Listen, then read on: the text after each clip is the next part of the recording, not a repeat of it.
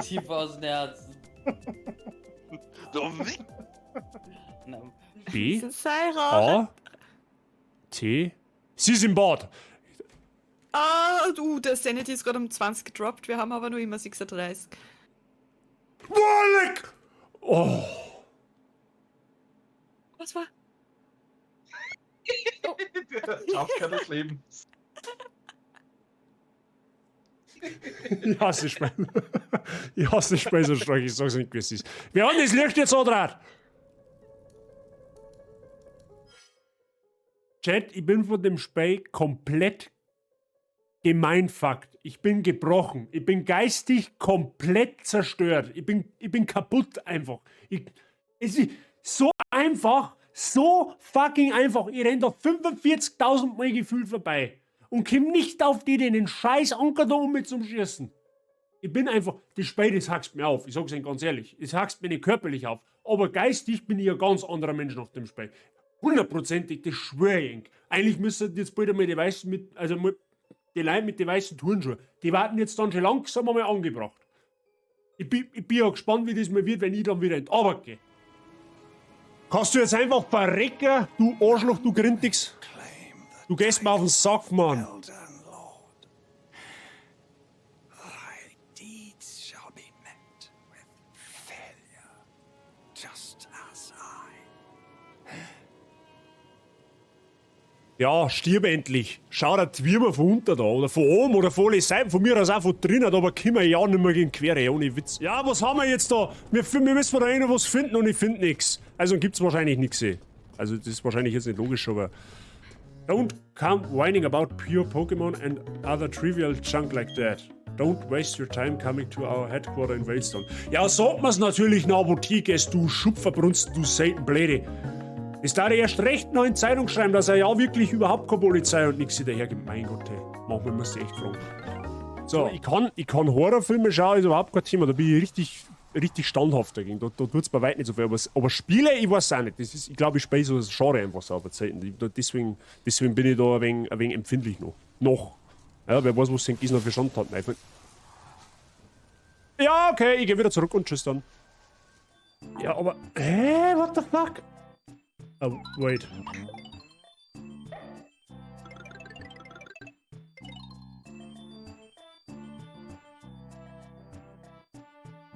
Das hat jetzt hoffentlich keiner gesehen. Moment. Ich muss mich mal schnell um den braven Käfer da kümmern, okay? Ich bin gleich wieder da. Bitte nicht weggehen. Oh, leck mich. Geh ja nicht auf meine Kamera! Ich schwör's dir bei Gott. Verpiss dich. Moment. Ich hab den Schein durchschaut. Das ist in Wirklichkeit ein Table Dance Bar, wenn du mich fragst. Das ist keine Taverne nicht. Da, die wackelt mit. Wer wollte vorher Tipf sein? Da habt ihr's. So, da Tipf. So. Die Hände schön brav von der Hosen weggelassen. Ja? Freunde der Sonne. Ja? Ich hab meine Hände da. Ich halte da einen Controller. Ja? Nicht, dass da irgendwie falsche Gedanken geschwungen werden. Ne? Noch wo. Ja, das wird nicht funktionieren. In Assassin's Creed. Glaube ich. Ja, die sind ja super versteckt, weißt du das? Ja, natürlich. Ja, ich seh dich schon da. Brauchst gar nicht versuchen, du Hamperer.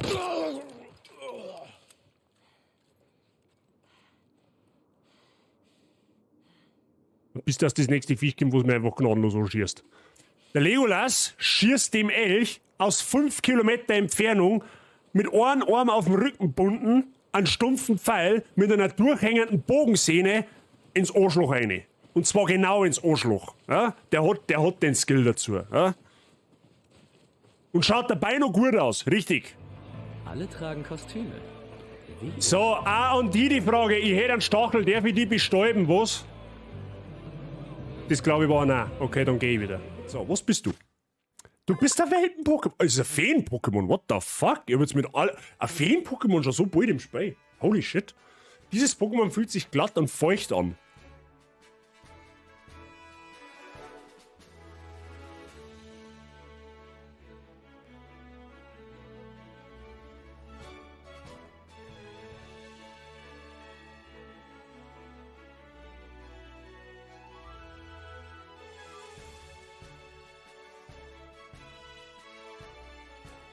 Game Freak, was habt ihr mit Game Freak gemacht und wer bist du? the fuck? What the hell? Was lese ich da gerade? Holy shit. Dieses... Ich kann jetzt irgendwie gar nicht glauben, dass das dort steht. Du sollst mir jetzt nicht erklären, wie man Innenarchitekt wird. Ich will zaubern, sie fixen einmal. Professor Weasley hat Dick einmal diese Magie gezeigt. Dick denkt, Ihnen könnte das Professor Weasley sagte, du wüsstest, wie man das Ambiente des Raumes ändert. gewiss. Wenn du jetzt der Hogwarts Legacy kaufst, dann bist du automatisch Innenarchitekt. Aha, die kennen wir ja.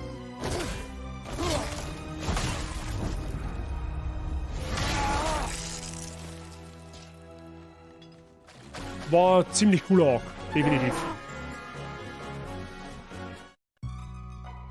Oh, jetzt kommt die blöde Fotze von hinten. Möchtest du eigentlich... Oh Gott, das ist jetzt ein zweifelhaft da. Ich hab's... Nein, leider, ich hab's nicht so gemacht, wie ich es gesagt habe, okay? Holt sein Bittchen zurück. Sag mal, was ist das? 02? Oh, leck, Alter, bist du behindert. Ja, ist mir wurscht. Scheiß auf Gegnerpräsenz. Okay, scheiß doch nicht auf Gegnerpräsenz. Okay, das war... Okay, da sollte man vielleicht nicht blindlings reinrennen. Ah ja, der wäre perfekt. Freunde der Sonne, so versteckt man im Jahr 2023 in Assassin's Creed Brotherhood Leichen. Ja? Die ist quasi unsichtbar. Die kann nicht entdeckt werden. Da. Er macht einen Stealth-Steifer. Das ist perfekt. Das war natürlich geplant, gell? Das ist aber hoffentlich klar. Das ist aber hoffentlich klar, dass das geplant war. Oh Mann. 2 Pokémon.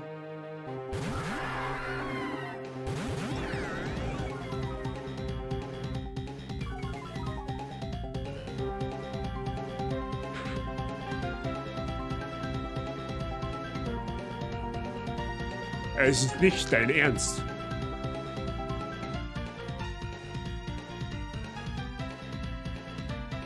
Du verarschst mich doch gerade.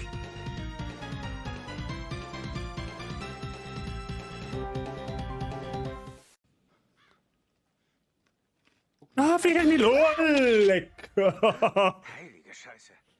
Was zur...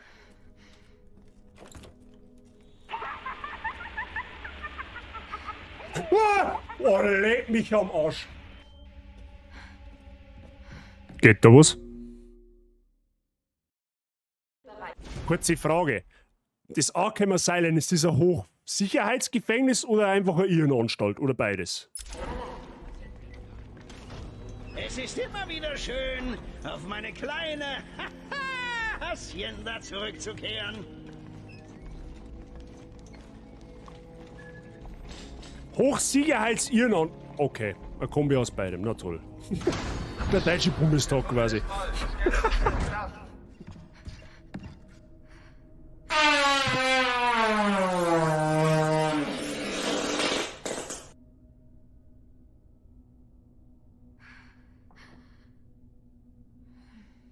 Okay, ich glaube, nach dem heiligen Stream werde ich einen Cooldown von... einen Cooldown einmal dezent aufgetan. Das wird... Ich lade die Puppe auf. Aber die Leute, aber die Wifi, aber die Lucky, Servus Panzerknacker, habe die Dev, danke für deinen Arbeitslurk. Einen ruhigen Restarbeitstag wünsche ich. Ich hoffe, es ist nicht allzu stressig. Sag's positiv, ich habe meinen Arbeitstag noch vor mir. Ich muss später noch. Lurig ist so ein... Birgit, mach ich nicht so einen Gaudi-Sog. Hab ich direkt. Grüß euch. Wie geht's euch? Feierabend? Ja, zauberhaft. Sehr gut. Das ist doch zauberhaft, wenn ihr schon Feierabend habt. Alles gut und selber? Hey, ich kann absolut nicht klagen. Ja, ich war fleißig heute. Ich habe heute meine letzte Physio gehabt.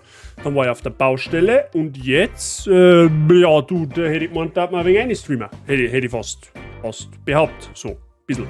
Wenn es in Ordnung ist. Glaube aber schon. Tut mir fast leid. Ja, nein. Birgit, du hast schon mal besser gelungen, wenn du mich fragst. Du hast schon besser gelungen. Aber ist eh recht. Für das ist er ja da. Ne? Lass sich aus. Ja, zauberhaft. Da warten wir wieder. Ne? Da warten wir schon wieder. Ersten Arbeitstag nach dem Kranksein überstanden. Ja, den, ja, genau. Ich wollte schon sagen, ein Stirknackvogel geht er noch.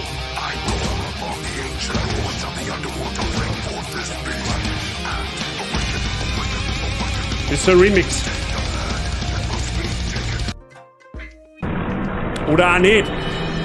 Chills, das ist zu viel. Ihr habt ein Wifi in einen Account, in einen Alert kaputt gemacht. Das müsste jetzt schon 2 Gaudi wieder. Boid ist soweit, das soweit ist LUL. Ja, bald ist soweit, das soweit ist. Sagst, gibt's das auch. Verb, danke dir für deine 23 Monate. Ja, bald, was ist denn bald soweit? Ich verstehe die Frage nicht. Bald ist so, das ist der Beinanfang. Du hast tatsächlich recht. Verb, danke dir für deine 23 Monate. Weiterhin willkommen und viel Spaß bei uns. Merci dir für deinen langen Support. Vielen lieben Dank. Ja, Wifi, was soll ich machen? Die wollten deiner. Pass auf, was. Ich habe heute Spendierhosen wieder an. Ne? Heute Spendierhosen wieder an. Ist das in Ordnung? Ich glaube schon. Ich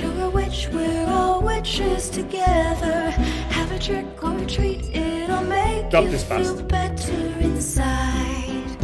So, ja.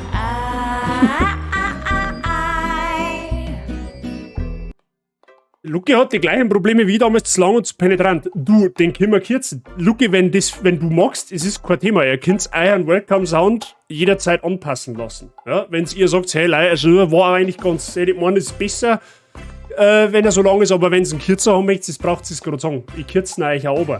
Ja? Jetzt die neuen, seitdem die Preispolitik bei mir stattgefunden hat, haben die Welcome-Sounds von Haus aus kürzer. Ich glaube, anfangs waren es 15 Sekunden, mittlerweile glaube ich, es maximal 8 Sekunden, wenn mich nicht alles täuscht. Irgendwie sowas. Müsst ihr nachschauen. Aber Leute, es braucht es nicht oben da. Wenn ihr irgendeinen Welcome-Sound anpassen wollt, sowohl in Länge als auch Art und Weise, braucht es mir das gerade sagen. Ja? Jeder hat mir auf Discord, jeder kann mir auf Discord schreiben. Das könnt ihr von mir aus bei mir in den Channel einschreiben oder schreibt es mir privat, mir ist das wurscht.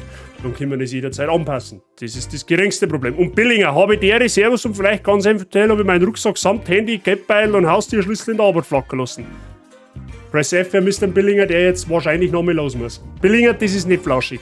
Das ist, aber brauchst du nicht runter da, falls der hilft oder falls die beruhigt, ich habe mich schon 2 Mal selber ausgesperrt. In der Mietwohnung. Das habe ich tatsächlich schon 2 Mal zusammengebracht. Dass ich bei der Tür aus bin, habe aber einen Schlüssel drin liegen lassen. Also, ne? Es passiert die Besten. Das passiert die Besten.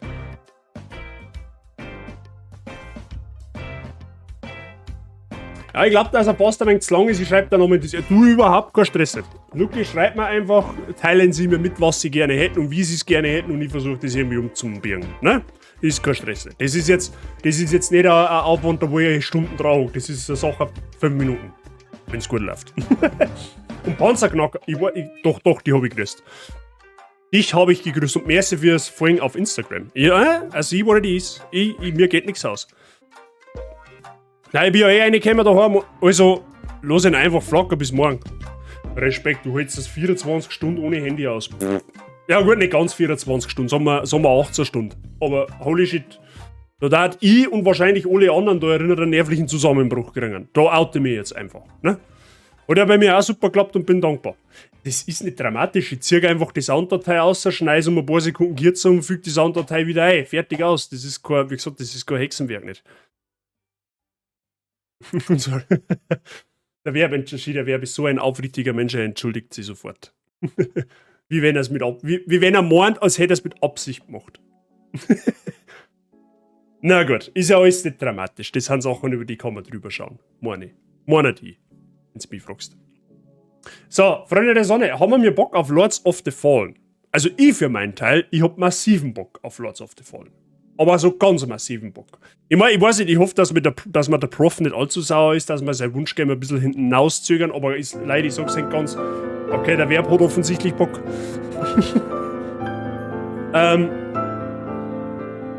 Ich glaube, der Prof kann es verstehen, wenn wir es ein bisschen hinten rausziehen. Aber das verfällt ja nicht, ne? Das bleibt ja sowieso erhalten, ne? Der Request. Ja gut, Handy in der Arbeit ist nicht alles, also knapp über 30 Stunden ohne Handy, dafür halt am PC.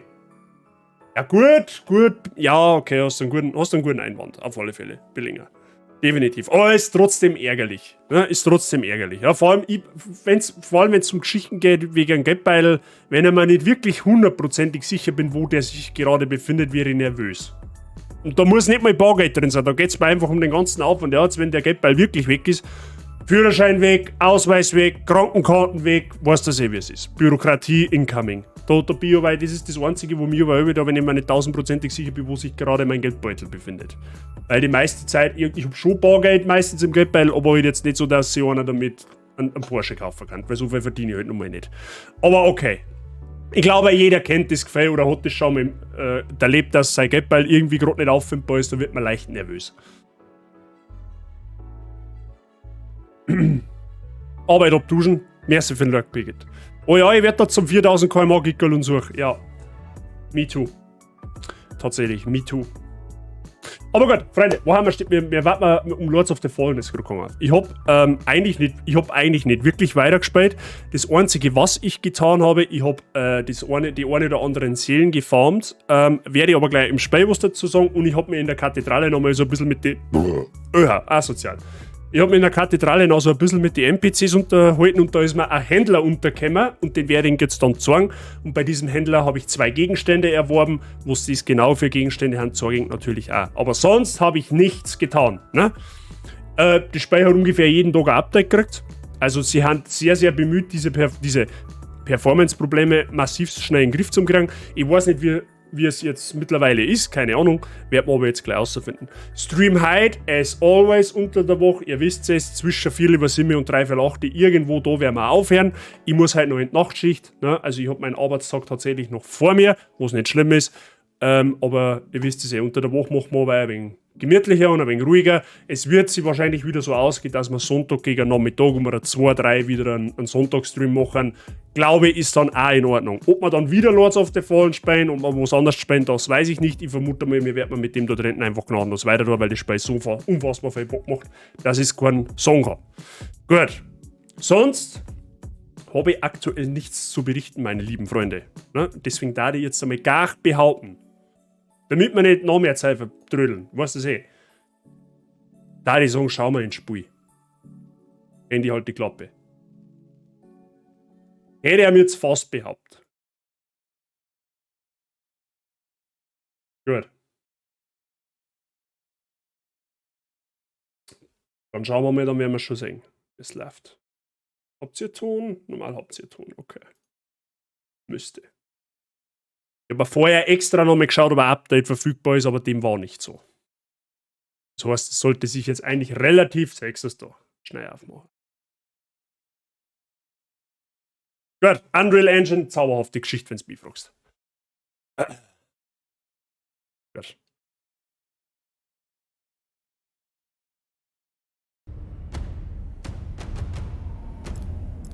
Gut, Intro schauen wir uns nicht mehr an. Haben wir ja letztes Mal schon gesehen. By the way, der erste Part von Lords of the Fallen, falls noch mal wer nachschauen möchte und nicht ganz dabei war, ist mittlerweile auf YouTube verfügbar. So. Und dann mal weiter.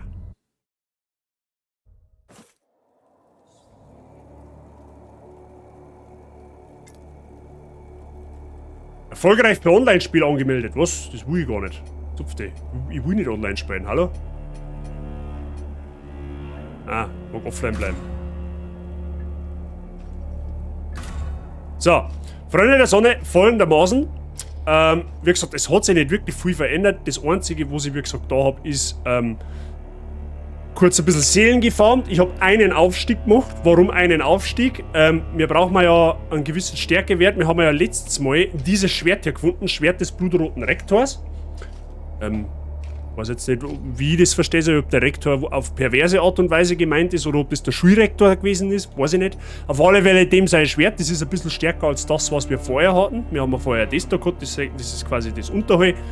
Jetzt führen wir das Schwert mit uns, ne? Das ist ein bisschen stärker. Mehr Schaden ist mehr gut. Und ich habe zudem, wenn ich es finde, wo haben wir es denn? Ach, ja, man sollte halt einfach nur da umschauen, ne? Ich habe diesen Ring da gekauft, bei einem Händler, den ich gleich zeige. Das ist der Ring der Pflicht, erhöht die Vitalität und Beständigkeitsattribute. In dem Fall erhöht es jeden Wert jeweils um einen Punkt. Ich meine, nehmen wir gratis mit, der Ring war nicht allzu teuer. Und gekauft habe ich das Ganze bei dem da. Den haben wir letztes Mal im Stream noch angeschmatzt. Und das ist ein Händler. Bei diesem Händler kann man die kompletten Rüstungsteile oder einen Teil von den Rüstungsteilen von den Anfängerklassen kaufen. Ist für uns aber nichts wirklich Relevanz dabei, deswegen habe ich da auch nichts eingekauft. Da kannst du die Schwerten natürlich auch nur mal kaufen, wir haben es halt gefunden. Und da gibt es halt ein paar so Anfängerwaffen und ein bisschen Anfängerrüstung. Ne? Also PvP-Items scheinbar, da wo ich aber nicht weiß, was die bringen, deswegen haben wir das gespart. Und der hat unter anderem eben diesen Ring gehabt und der hat noch was gehabt. Zeige ich auch noch schnell, damit alle wirklich auf den Stand setzen, was Phase ist. Der hat nämlich einen Schlüssel verkauft und das ist der Pilgersitz-Schlüssel, den habe ich gekauft, der war wegen teuriger, der hat 9.500 Seelen kostet. Für was man den Schlüssel braucht, das weiß ich nicht. Aber in Souls-Spielen irgendwelche Schlüssel zu besitzen, ist nie verkehrt. Glaubt's mir das. Zudem habe ich mich ein bisschen durch die Items gelesen. Das ist scheinbar Aufwertungsmaterialium. Ne? Also mit dem kann ich Waffen oder Rüstungen aufwerten. Ich habe aber allerdings noch nichts gefunden, wo man das tun kann. Das werden sie uns wahrscheinlich nur lernen. Ne? Genau, das ist Stand der Dinge. Mehr habe ich nicht gemacht. Und genau deswegen tun wir da weiter. Das Einzige, was ich noch rausgefunden habe, ist folgendes. Wir haben uns ja letztes Mal gefragt, für was die Dinger da haben. Da kannst du deine Rüstung färben. Das ist halt ziemlich geil, wenn du mich fragst. Ja, da kannst du jetzt da hergehen. Meinetwegen da drauf. Oder warte mal, wie ist das gegangen? Ich weiß nicht mehr. Das ist auf alle Fälle, du kannst auf alle Fälle in dem Spiel deine Rüstung färben. Und das ist halt ziemlich zauberhaft. Aber ich weiß aber nicht mehr, wie ich es hingebracht habe. Keine Ahnung. Wenn es mir wieder mal kommt, dann zeige ich es euch. Und Price habe ich die. Oha, grün war cool. Ich muss dazu sagen, die Farben schauen ein bisschen anders aus, als sie beschrieben sind. Aber ich weiß jetzt echt nicht mehr, wie ich das hingebracht habe. Jetzt pass auf. Da war ich da hervorgestellt. Ich habe da irgendwas gemacht. Frag mich aber nicht, was. Oder war das unter Charakter? Nein, unter Charakter war es nicht. Ich weiß nicht mehr, wie ich das gemacht habe. Da bin ich irgendwie. Das Ausrüstung?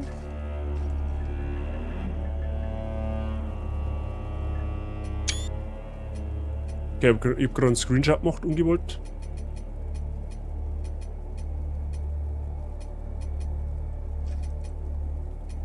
Ja, keine Ahnung, muss er mal anschauen. Ich hab mir ein bisschen gefärbt. Weiß nicht, ob man es sagt, aber. Naja. Wie gesagt, wenn es außerfindet, dann.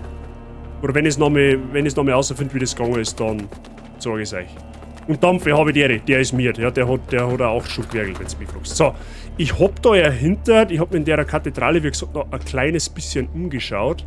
Und ich habe da ja hinter ein Tier gefunden, den man womöglich aufmachen kann. Jetzt muss ich halt nur finden, wo die Tier war. Das weiß ich nämlich auch wieder nicht mehr.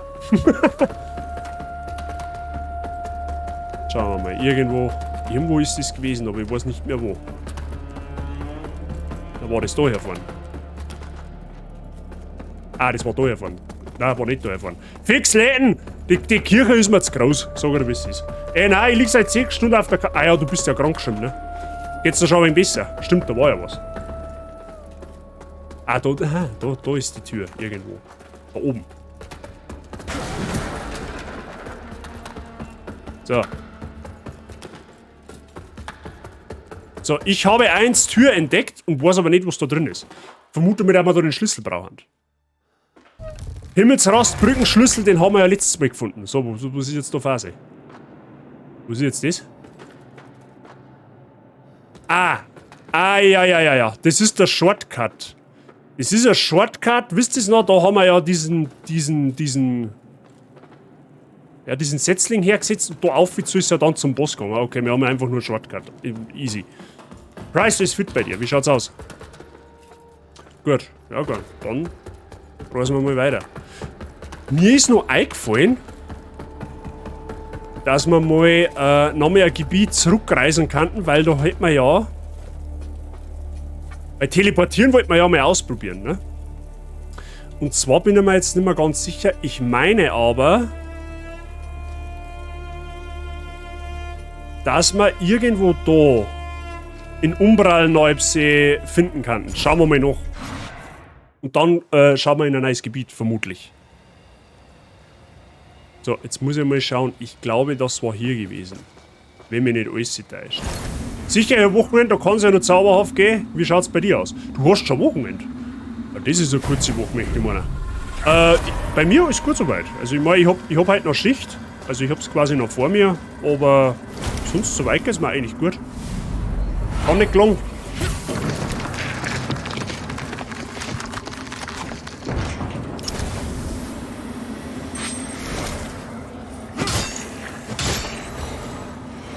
So, müssen wir schauen, weil da hat es nämlich, glaube ich, irgendwo noch einen Weg gegeben, den du nur in Umbral zurücklegen kannst. Wenn mir nicht alles täuscht.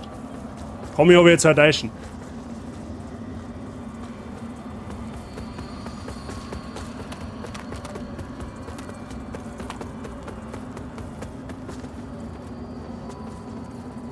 Okay, da ist Tutorial-Gebiet. Da müssen wir woanders hin. Das ist dann woanders gewesen. Oder war das im Dorf?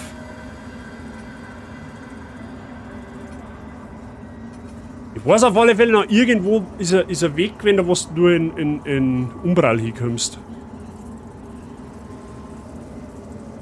Da war das bei der Windmühle. Kann bei der Windmühle auch gewesen sein. Hundertprozentig sicher weiß ich nicht mehr.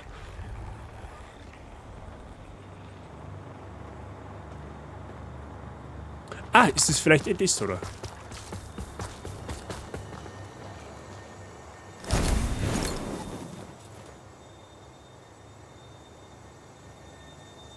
Schauen wir mal, was passiert. Das Tor bewegt sich nicht. Okay, ja gut, da komme ich dann scheinbar nicht rein. Okay. Aktuell habe ich eigentlich nur noch Schädelweh, wer morgen schon wieder hier an. Ja, dann wünsche ich dir an der Stelle natürlich auch schnelle Genesung, dass du bald wieder fit bist. Krank sein ist nicht zauberhaft. Ding Dong! Ja, das darf ich jetzt gern da. Ja gut, dann können wir jetzt da also aktuell auch nicht weiter. Ja, dann schauen wir mal ins Heiligtum, weil da gibt es nämlich nur einen Weg. Da gibt es nämlich nur einen Weg.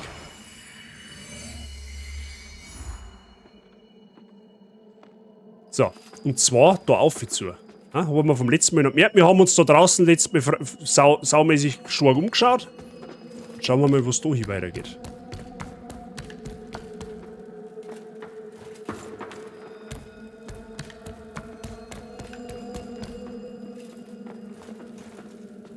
So, schauen wir mal, was da Phase ist.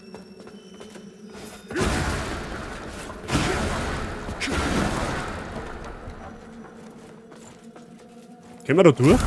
Tatsächlich. Zerbrochener Eimer, Kopf, Käfig des verdammten Gewand des verdammten Handschreibers.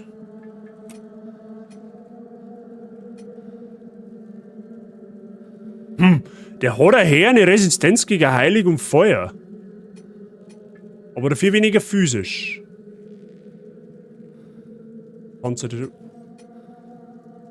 Okay, der hat physisch eine komplett Müllverteidigung. Aber der ist gut gegen Heilig und Feuer. Das müssen wir uns einmal merken. Da gibt es bestimmt einen Boss, der ausschließlich mit Heilig und Feuerangriffen angreift. So, was haben wir jetzt da? Oh, da geht's aber massiv weit oben, gell?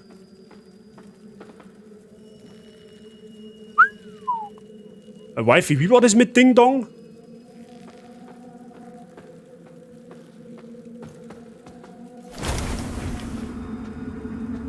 Mit Laternen aus. Oh, da haben wir was.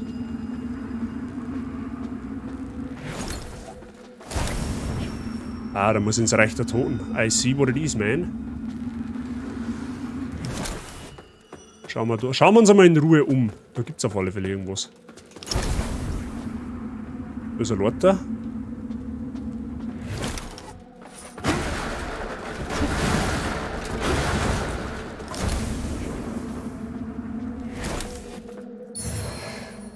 Empyriumsgranaten. Du kannst jetzt mit Handgranaten auch schon durch die Gegend werfen in dem Spiel, oder was? Jetzt schauen wir mal, was passiert, wenn wir da oben gehen. Wir merken uns auf alle Fälle, da hinten kann man nach Umbral reisen. Oder sollte man nach Umbral reisen, whatever.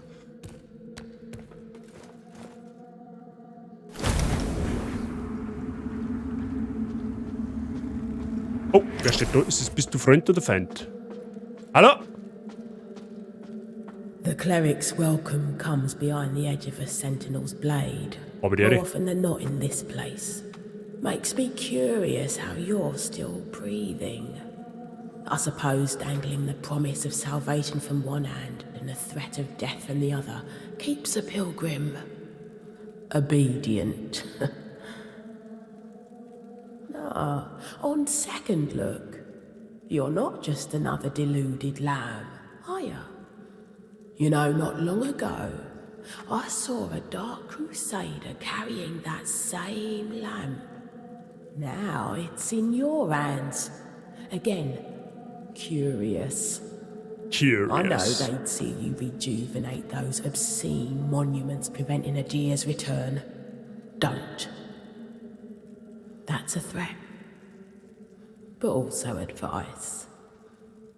A deer rewards the faithful. Okay, der Adir ist ja quasi der riesige Gottdämon, wo er immer, der wo die, wenn Sie sich noch erinnern könnt, am letzten Stream hat doch aus dem Boden dieses Fingergebirge, das ist scheinbar er. Und der wird ja quasi eigentlich als das Böse dargestellt, aber sie spricht eigentlich in Guten vor ihm. Also bin ich mir jetzt nicht so sicher, ob du gut oder schlecht bist. There's salvation here if you want it. But you won't find it in the light of the sun or that lamp. There's salvation. But you won't find it. Aha, und was ist jetzt mit dir? Du stehst da einfach, okay, ja gut. Schön. Geht's noch einmal runter? Ja, schauen wir mal, ja? Einfach mal schauen. Hört man schon. Irgendwie ein Leute da mit so einer Drecksglocke umeinander. Ah, der ist feindlich, die haben alle feindlich, so wie ich das sage.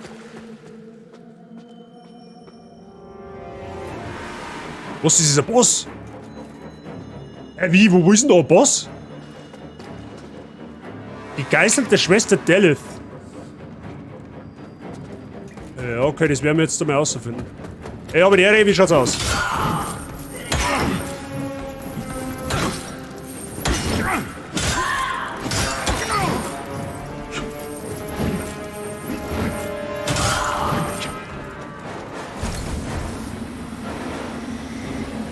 Die blöde Kuh hat einen... Die hat einen Parasiten.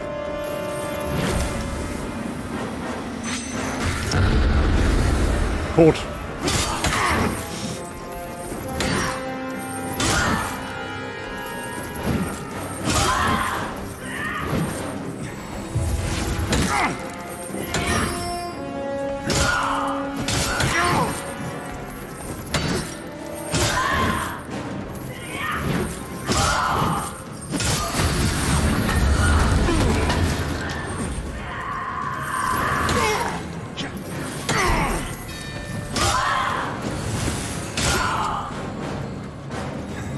Der ist ein Guru. Jemand muss ich mal appreciaten.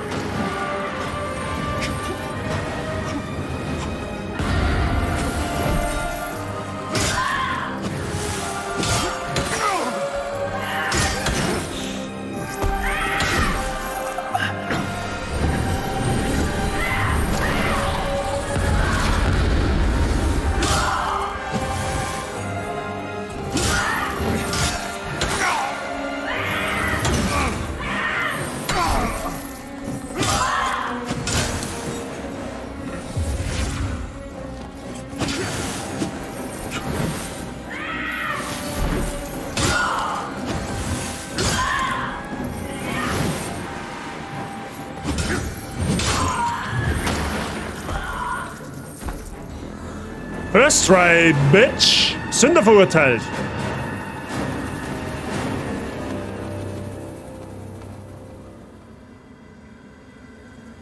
Ja, okay, passt. Den haben wir.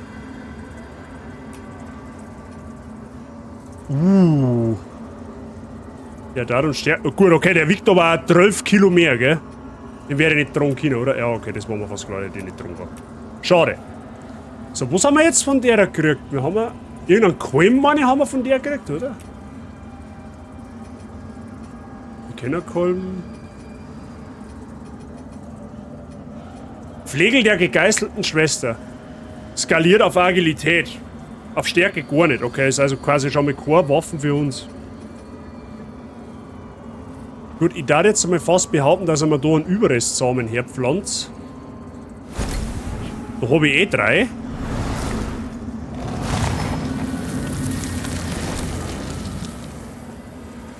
Dann werden wir da mal interagieren. Mal ruhen, damit wir wieder Heilung haben.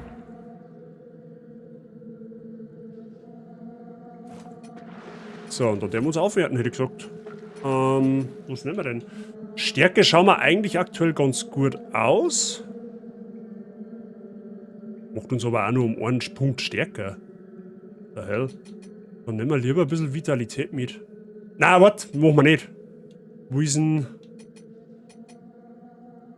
Wo war denn das Gewicht?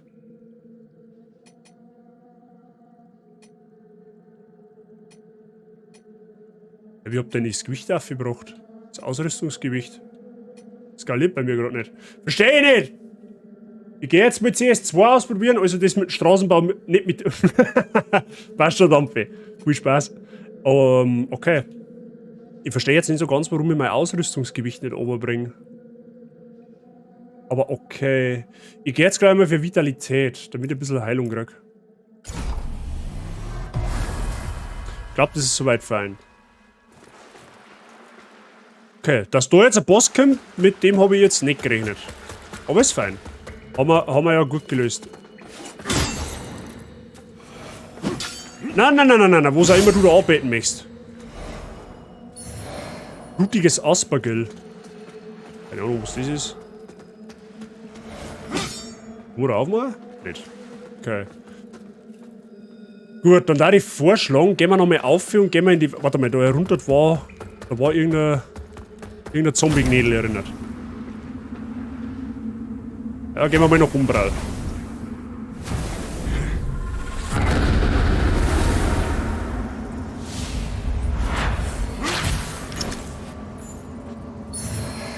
Heilige Quintessenz, das ist gut. Das brauchen wir nämlich wieder bei der Dame im Schrein. Da können wir uns nämlich eine Heilung mehr holen.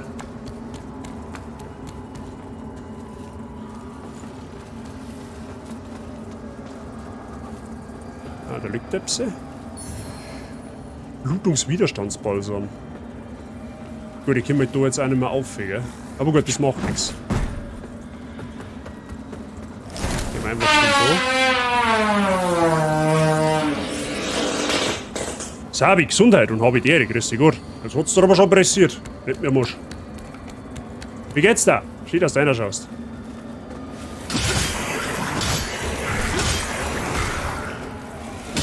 Zupf den.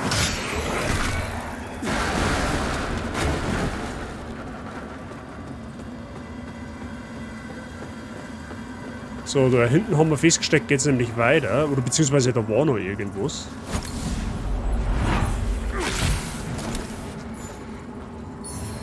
Umbral-Wirbelsäule. Schmackig.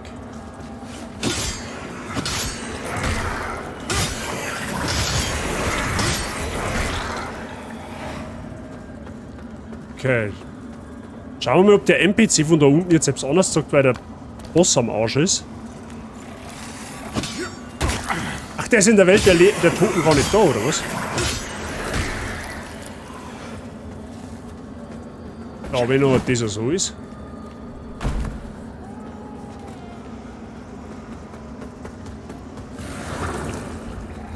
Dann gehen wir mal da her und rosten wir noch einmal und schauen wir dann, ob es weg ist. Alles bestens, danke und selber. Das freut mich zu hören. Bei mir soweit ebenfalls alles im grünen Bereich. Wir haben gerade random den zweiten Boss zusammengehauen. First Try. Mit dem ich halt wirklich absolut nicht gerechnet habe. So, und jetzt schauen wir mal, ob die weg ist. Ist die weiter moved? Scheint so. Die ist weiter.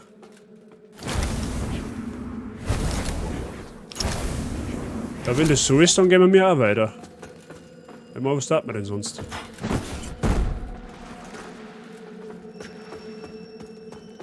Ich mache das nur ein wenig stutzig, dass man da das Tor nicht aufmachen kann. Das ist ein wenig weird.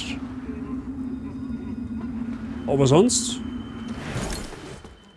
Danke dir.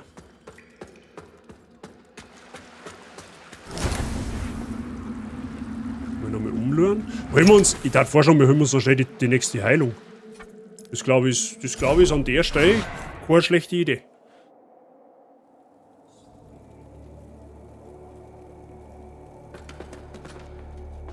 Sanguina. Ich kann das nicht aussprechen. Our holy work continues, Lamp. So, jetzt haben wir dann.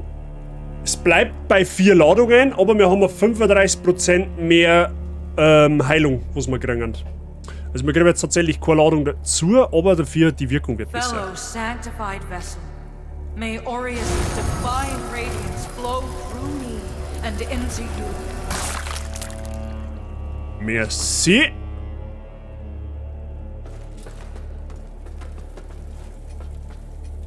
So. Ach, Setzling habe ich insgesamt immer nur einen, oder was?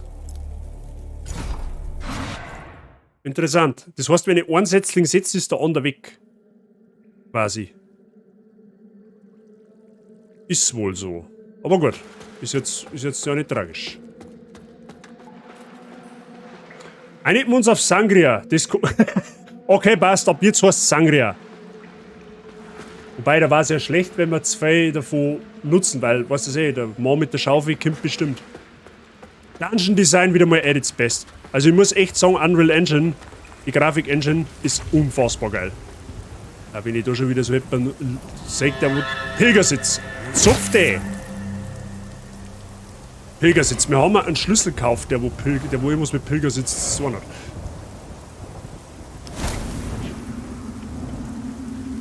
Sehr schön. Optisch gesperrt. Oh, ui, ja, ich habe mir es genau gedacht, dass das so bricht. Deswegen gehen wir da mal vorsichtig. Ne?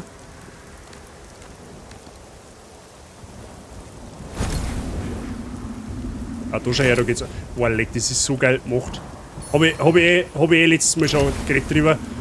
In einem normalen Souls-Spiel wisst ihr jetzt, okay, Brudi, das hier ist rum, da kommst du nicht weiter. Nicht so in Lords of the Fall. Du musst gerade einmal mit die Laterne raus tun, ne? Aber da ist auf alle Fälle, da musst du auf alle Fälle in das Reich der Toten, weil das ist nämlich ein Abgrund, da musst du drüber springen. Geht nur, wenn du komplett im Reich der Toten bist. Okay, merken wir uns das da mal, schauen wir mal nach oben weiter. Welches Game findest du denn besser? Lies of P oder Lords of the Fallen? Das ist eine ganz gute Frage, Sabi. Aktuell da ich sagen Lords of the Fallen, weil das von der Grafik her einfach neue Maßstäbe hat. Lies of P ist aber nach wie vor auch ein brutal gutes Spiel und werden wir auch weiterspielen. Also ich bin jetzt aktuell noch so in dem Flow, dass ich sage, ich habe mehr Bock auf Lords of the Fallen tatsächlich. Aber nicht aus dem Grund, weil Lies of P kacke ist. Also Lies of P taugt mir auch richtig gut. Aber aktuell da ich sagen, Lords of the Fallen gefällt mir besser. Weil es einfach ein bisschen. Es hat mehr. Wie sage ich denn? Es ist so ein bisschen düsterer. Es erinnert sehr stark an Dark Souls. Also wirklich sehr, sehr stark.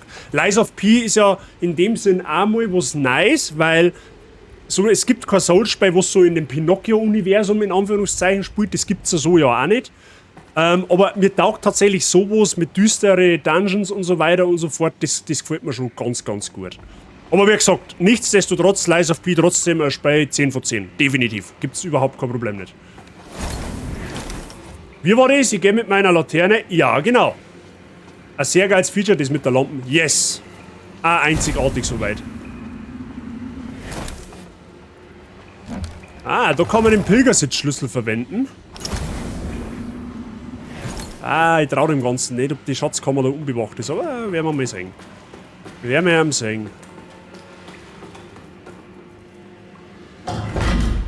Panzerhandschuhe des Heiligen Widerhalts, Gewand, Glocke und Beinkleid. Schauen wir mal, bringt uns das was? Ist das der Ernst? Ich kann mir Glocken auf den Kopf setzen, oder was? Ja, okay. Aber wie war das? Es hat düstere Atmosphäre, es sorgt aber trotzdem für Lachen. Ich hab noch nie ein Souls-Spiel gespielt, wo du dann legit eine Kirchturmglocken auf den Bimbus setzen kannst. Was ist das? Ich hab schon viel weirden Scheiß gesehen in Souls-Likes, aber das? Hat etwas. Ja, ich bin der Glockenbimbus, ne? Ich hab ein Hirn wie ein Kirchturmglocken. Perfekt. Halt durchgespielt. Nein, ich bleib bei der Nazgul-Masken. Ich hätte gern mal ein richtig quietschebuntes, fröhliches Souls-like, das aber trotzdem sackschwer ist. Quietschebunt. So im Teletubby-Universum quasi. So, Gewand des Widerhalts. Okay, das ist resistent gegen Heiligschaden. Verstehe ich die Frage schon. Muss man auch, weil so ein bisschen aufpassen, was man mir da aufklammern. Das ist oft so ein Hinweis, was uns helfen kann. soll sich erinnert an Dark Souls, überraschendes Pikachu-Gesicht. Ja, Moment, du musst schon unterscheiden. Es gibt Souls-Likes und es gibt Soulborns. Ne? Das sind zwei Buchstaben. So, warum leicht mal Lampen auf?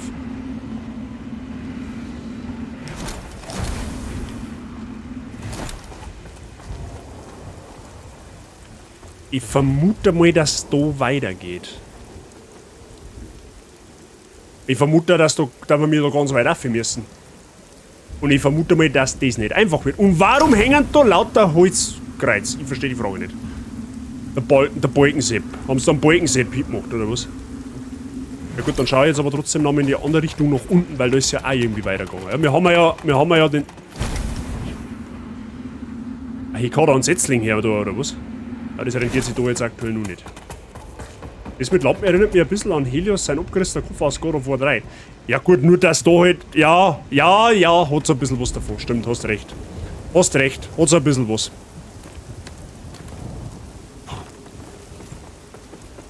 So, dann schauen wir da mal um, weil da gibt es bestimmt irgendein Secret oder so. Ich kann mir nicht vorstellen, dass es da weitergeht. So.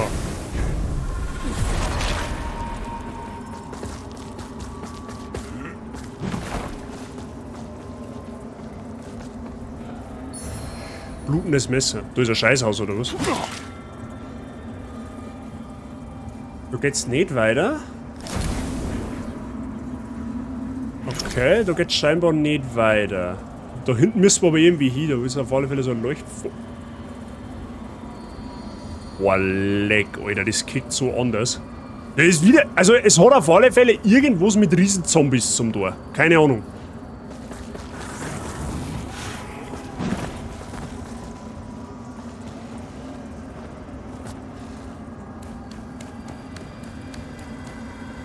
Da geht's überall auf alle Fälle in Umbral weiter.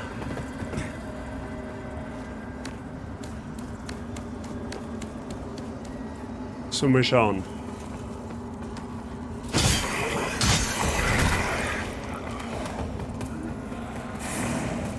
Und da tut aber der Setzling vielleicht doch Sinn machen.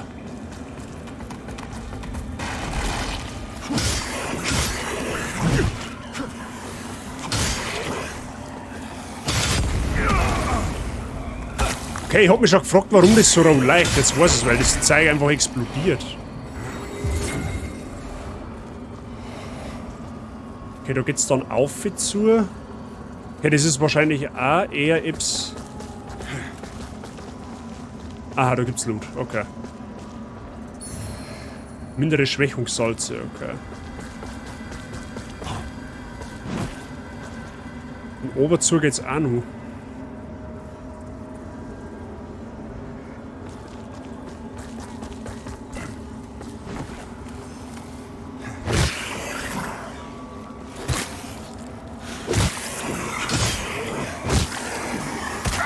Magst du sterben? Heiliger Bogen und pulsierende Pfeile. Ah. Fernkampfwaffen war natürlich nicht verkehrt, gell? Aber wisst ihr, was ich gesagt habe? Wir nehmen uns jetzt da trotzdem einen Setzling her. Überrest zusammen kann nur in Umbra... Was? Ach so. Das ist schlecht. Ja, dann muss ich noch mal schnell geschwind oben.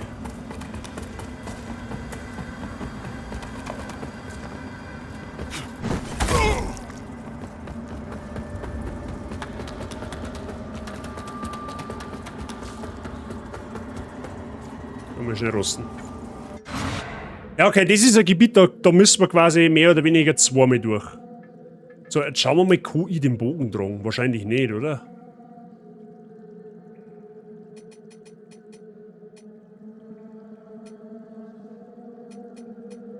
Irgendwo?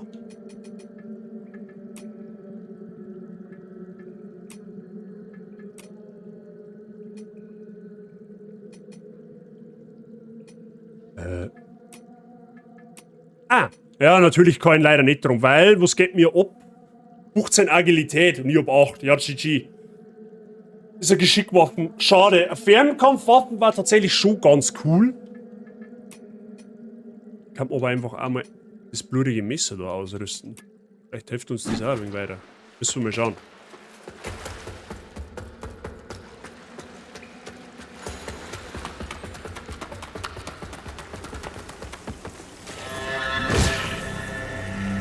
Das gefällt mir, wenn wir den Obi Yeeten kann, einfach mit Dritten.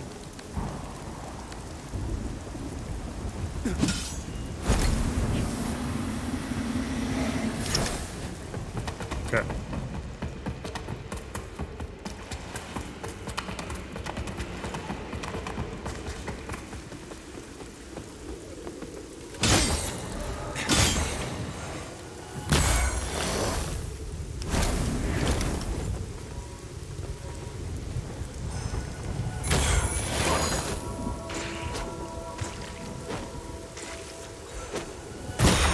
Aber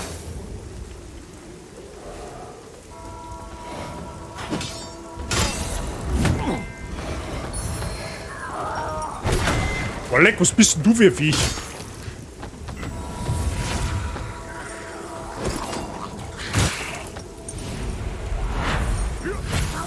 Wie war's denn, wenn du da noch mal baden gehst? Und ich mit?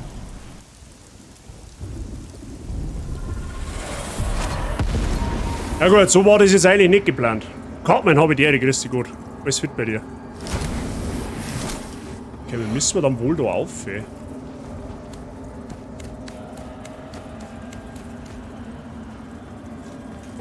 Schauen wir mal.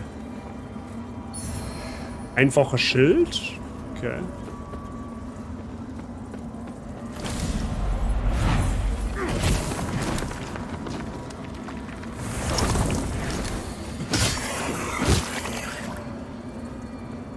Passt? Sehr gut. Das freut mich zum Hören.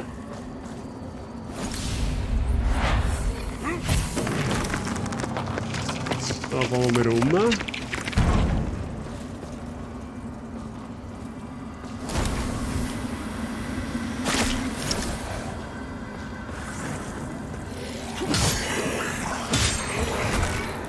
Da kann ich zurück vom Reich der Toten. Das ist gut. Das machen wir. Lalalala.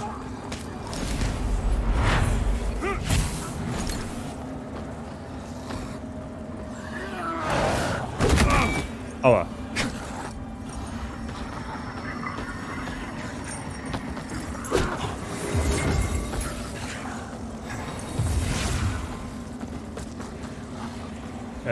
Ja, okay. Der Brudi ist groß.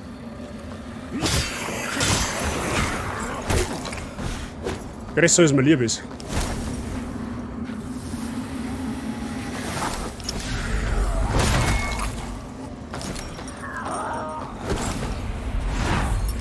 Geht nicht mehr.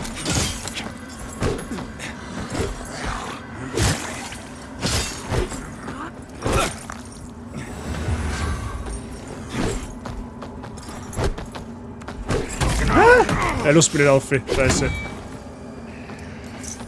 Ja gut, ich hab mich in ein System, in einer Situation manövriert, in der ich nicht sein will. Schade. Okay, die Hand tanky wie Sau.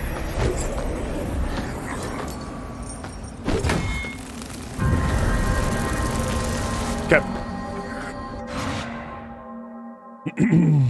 Ja, aber wenn bitte, weil ich den anderen einfach auch gnadenlos in den Tod gestürzt bin, wenn das nicht passiert wäre.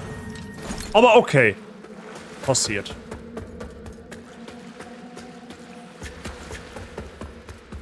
Da hinten ist auf alle Fälle zumindest der Punkt, wo du... Da ist hinten auf alle Fälle der Punkt, wo du aus dem Reich der Toten wieder rauskommst. Wenn es pressiert.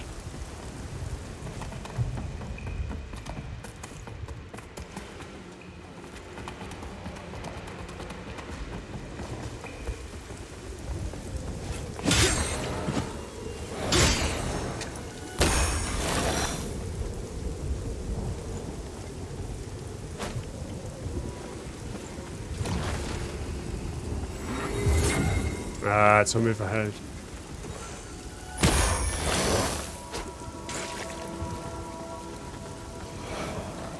Ah, okay, wieder der andere Idiot.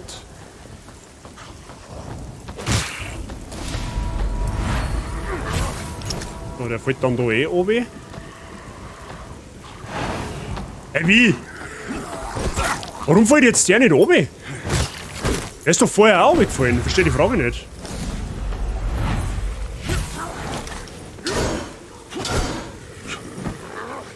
Ja, das möchte ich aber jetzt auch machen, gell? Doch, Babenblöde.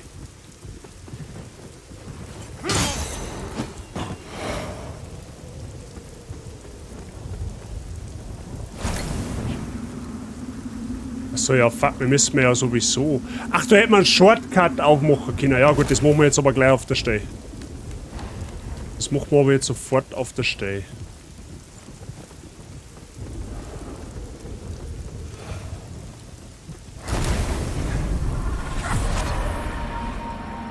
Hey Pillar, hab ich dir? Nice Hit!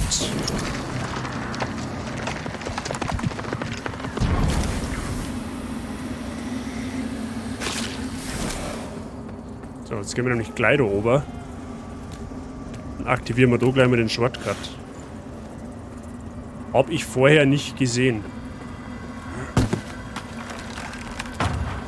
Ja?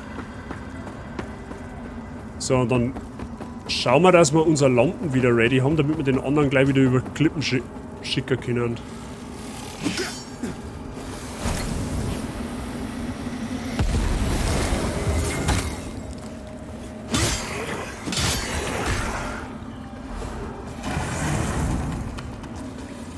Vorausgesetzt, ich finde sie eine Kokos.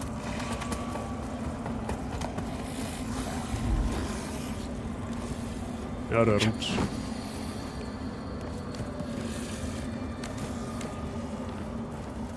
Läuft soweit oder auch nicht? Wie darf ich das verstehen? Wie darf ich das verstehen?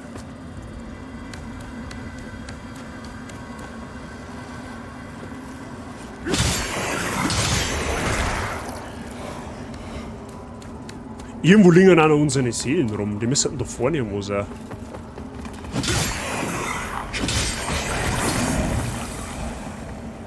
Hey Direus, hab ich dir? Na? Alles fett?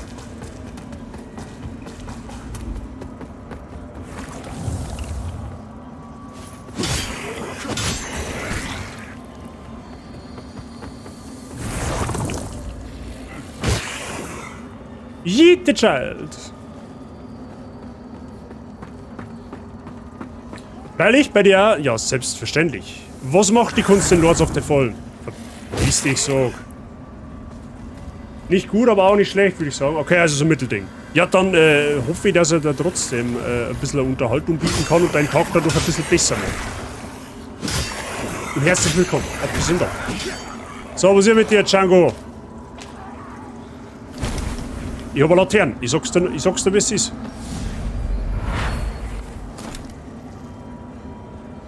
Ja, passt. Perfekt. Genau das war so geplant. So und nicht anders habe ich das geplant.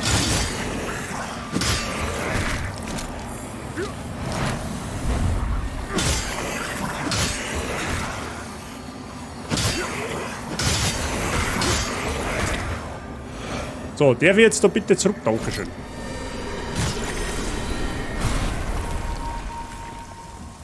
Also Rosen kann der schon gut, aber sowas von.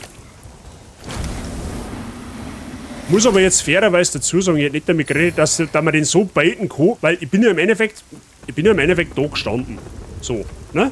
Und hätte eigentlich darauf gewartet, dass er auf mich zukommt, damit ich mit der Lampe da oben, also quasi seine Seele ausziehen kann und die Seele über den Abgrund wirft, damit es ihm da umzieht.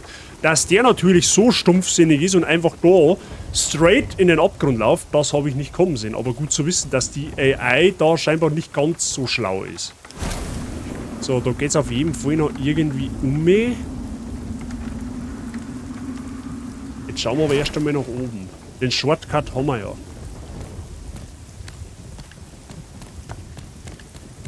Let's have a look. Wie schaut's da aus? Hallo? Aber der Servus, grüßt euch, hoffentlich geht's euch gut, passt soweit, bis auf die gerissene Sehne im Handgelenk. Oh na!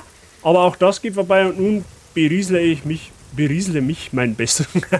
Dabei du der erste bei HBD, grüß dich, gut, schön, dass du da bist. Und sorry wegen deinem Handgelenk. Ich wünsche dir natürlich schnelle und gute Genesung. Ich hoffe, es wird bald wieder und schnell wieder. Und ich wünsche dir viel Spaß im Lurk. Ich versuche dich zum Berieseln. Ja. Wie auch immer ich das jetzt anstehe, aber das kriegen wir schon irgendwie. So, mir jiet mir erst bei den nicht runter, weil ich counter nicht einfach.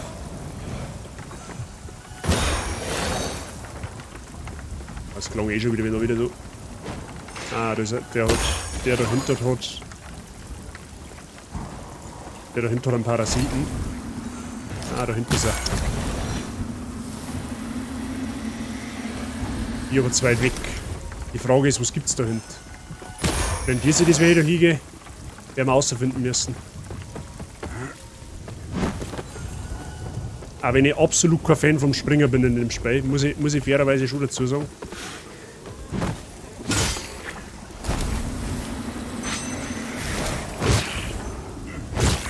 Kannst du starr halten?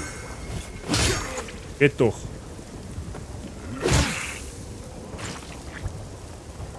Da ist ein Lord da. Okay.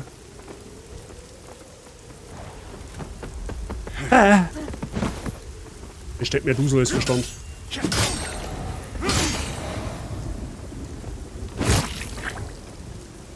So. Heilige Lobpreisung. Was ist das? Ist das eine Waffe? Tatsächlich. Ein Schwert der heiligen Wächter mit einer Inschrift, die die Gerechtigkeit seines Trägers preist. Braucht er die 12 Agilität und die skaliert mit was? Mit Agilität, ja toll. Bringt mir nichts.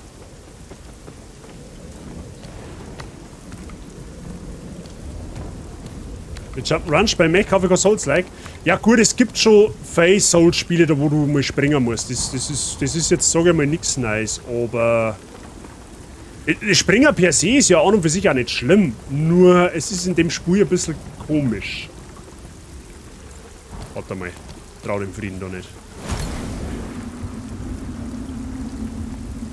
Boah, leck.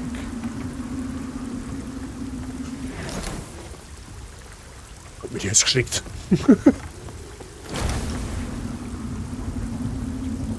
Aha, okay. Ich weiß auch absolut nicht, ob ich da richtig bin, aber das werden wir herausfinden.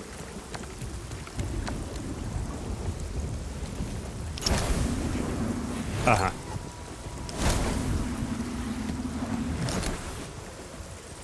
Kann man die da ummähen? Die Frage ist, muss ich da hin? Oh hi, wo kommst denn du jetzt her? Sitz.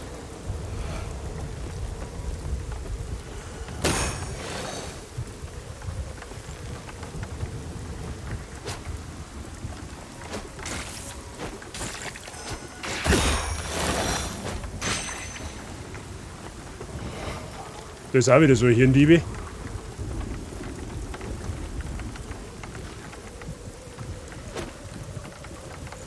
Jetzt bin ich gespannt, ob der so behämmert ist und da oben läuft.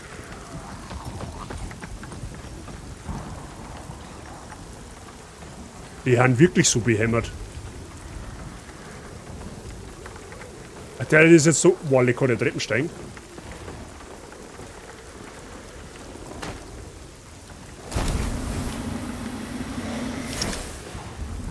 Gut, der Treppenstein? Kann man jetzt nicht vorstellen, oder?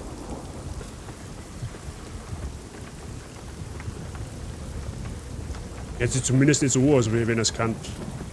Ja, aber okay, ich weiß halt nicht, wo ich hin muss. Das ist jetzt gerade so ein bisschen die Frage. Ich hätte vielleicht nicht abbiegen sollen. Der steht jetzt auf alle Fälle da unten umeinander. Ja gut, da unten stört er mich nicht, tatsächlich. Okay, der ist glitscht.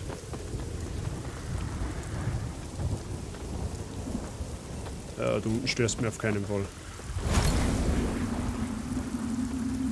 Aber wie schaut's aus? Gibt's da noch irgendetwas? Okay. Ah ja, da geht's um mich. Okay. Da geht's rüber.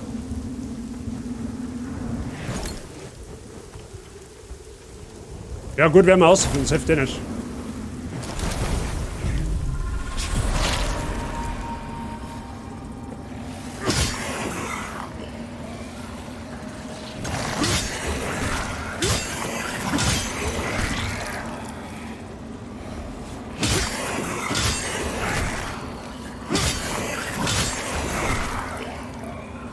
Schauen wir mal. Irgendwas werden wir schon finden.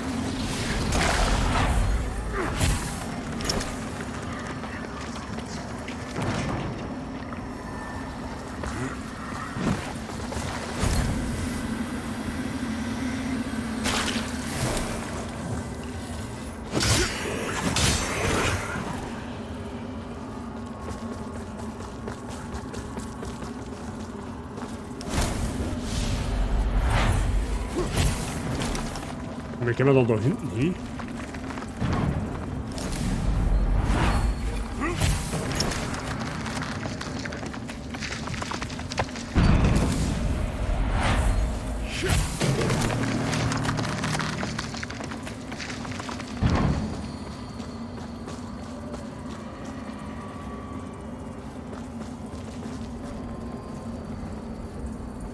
Ich hatte damit gerechnet, dass mir da jetzt gleich irgendwer vom Thron stoßt. Was heißt vom Thron? Da können wir mit Lord dann noch betreten, das ist gut für uns. Dann haben wir jetzt da einen Shortcut, oder? Ah, perfekt. Das ist gut. Wenn da hinten auch schon gerade wieder Leute kosten. Klang eh schon wieder.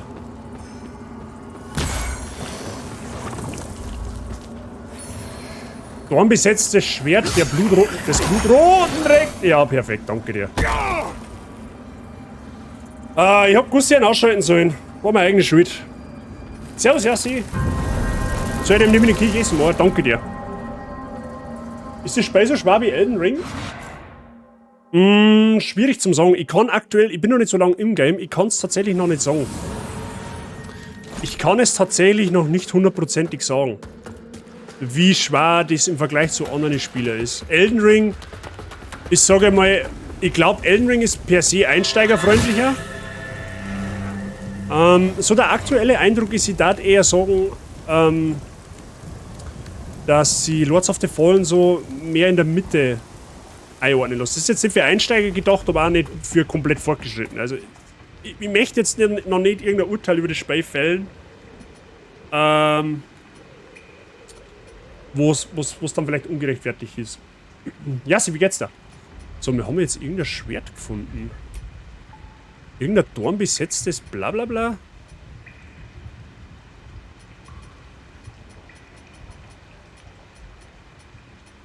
Edith Mord? Oh, dornbesetztes Schwert des blutroten Rektors.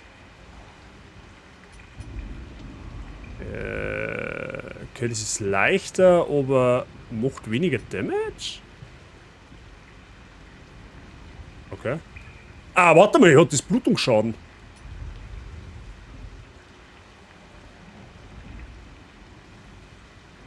Das hat Blutungsschaden.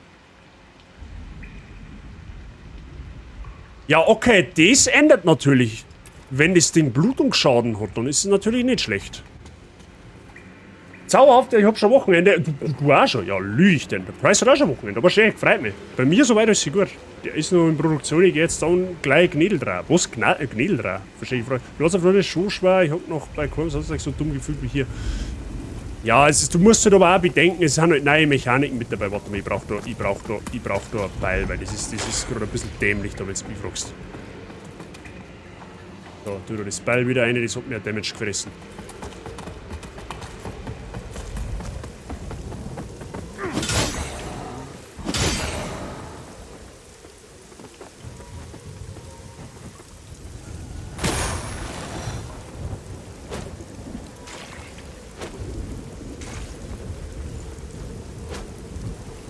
So, weil dann stört mich der nämlich nicht mehr. Jetzt kommt nämlich der andere Idiot wieder daher.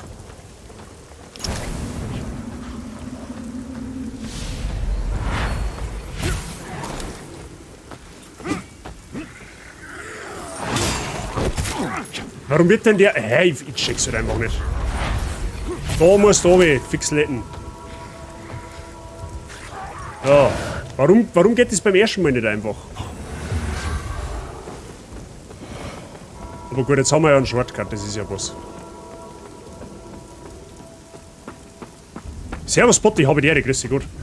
Kein Problem, für den Elden Ring schon schwer. Ich weiß nicht so richtig, wo man aufhängt. Bin da auch komplett neu drin, vielleicht nicht so mein Schade. In Elden Ring, du fangst am besten einfach in Limgrave an. Halt die einfach nur in Limgrave auf, mach die Dungeons ganz gemütlich. Das ist ein reines Early-Game-Gebiet, level die ruhig, los der Zeit, levelt die ganz Schritt für Schritt einfach nach oben. Das wird alles von allein besser. Einfach, wir mit der Mechanik vertraut, wir mit den Gegnern vertraut, wir vor allem mit der Steuerung vertraut, mit dem Ausweicher, mit dem Zuschlag, mit dem Ausdauermanagement. Holt dir einfach in Elden Ring ausschließlich in Limgrave auf, im Startgebiet, das ist eine relativ große Insel. Und mach dir einfach vertraut. Du brauchst überhaupt nicht hetzen. Der große Vorteil in Elden Ring ist, du kannst halt unfassbar stark leveln, bevor du eigentlich tatsächlich erst weitergehst. Das ist halt in Elden Ring schon ziemlich geil. Das sollte man dann auch noch umschauen. Ja, okay. Mach jetzt mal eins nach dem anderen. Ich will jetzt erst einmal dahin, wo ich vorher gerade gestorben bin, weil da liegen nämlich ein Haufen Seelen umeinander. Wo ist denn da der andere jetzt? Ach, da hinten steht er. Hey, sie. Ja, schon her. Hallo.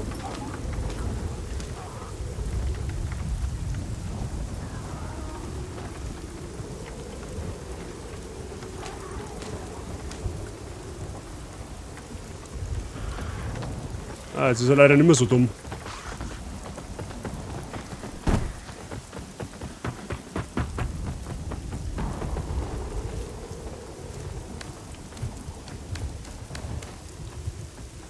Ist der jetzt da vor dem festglitscht oder was?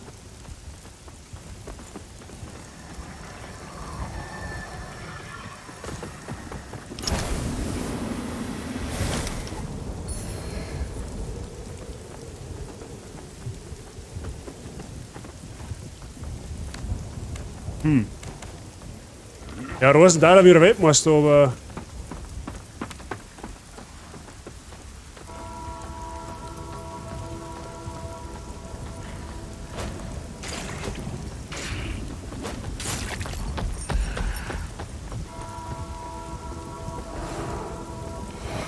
Ja, hat funktioniert. Nicht mehr. Ja, die Bossmechanik oder die Gegnermechanik ist schon ab und an überkrass. Ich meine, ich habe schon ein paar Stunden weg, aber entweder wirklich nicht mehr Genre oder bin motivationslos. Du darfst vor allem nicht hetzen. Du darfst dich vor allem nicht stressen. Bei solchen Spielen. Du musst einfach Geduld haben. Du musst ja immer denken, die Spiele sind dazu gedacht, dass du stirbst. Und das ist ja völlig fein so. Selbst nach jahrelanger Erfahrung in Souls-Spielen stirbst du noch. Das kannst du nicht einfach abstellen. Solange du jetzt kein Profispieler nicht bist, der wo No-Hit-Runs macht, aber... Jetzt warte mal. Also ich hätte da eh lang müssen, so und anders, okay? Ja. Wie gesagt, wir haben ein paar Souls-Liker und Souls-Spieler Also wir haben gern bereit, Tipps zum geben, dir irgendwo weiter zum helfen, wenn du irgendwo Hilfe brauchst. Das ist überhaupt kein Stress nicht. Aber Souls-Spiele sind unfassbar schöne Spiele.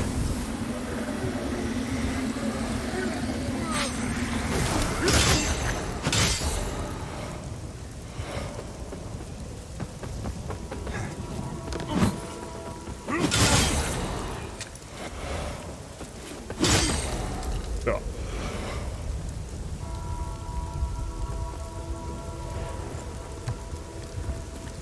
Gier und Ungeduld sind die größten Feinde in Souls-Spielen. Oh ja. Gier und Ungeduld sind ganz schlechte Ratgeber in Souls-Spielen. Da hast du recht. Definitiv. Das musst du halt auch erst, vor allem wenn du mit dem Genre anfängst, musst du halt auch erst mal lernen, geduldig zu sein. Da läuft auch irgendwo so ein Zipfjahre umeinander.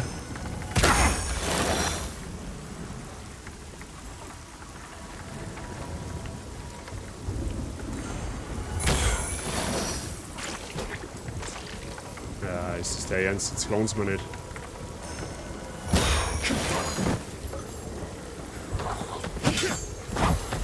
Nein, nein, nein, nicht schon wieder.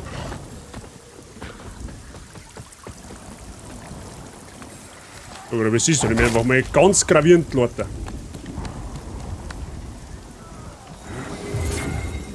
So, und das erste, was ich jetzt tue, ist die Hand auch da hinten ausschalten, die wo da ständig mit irgendeinem Geschoss auf mich umwerfen. So, erstmal mag ich das wieder haben. So. Phase 1 erledigt. Perfekt. Habe mir Elden Ring gekauft wegen den Koop-Mod, macht auch Laune zu zweit alles zu erkunden. Das ist auch ein Riesenvorteil in Elden Ring. Du kannst halt zu zweit erkunden. Das ist halt schon richtig geil.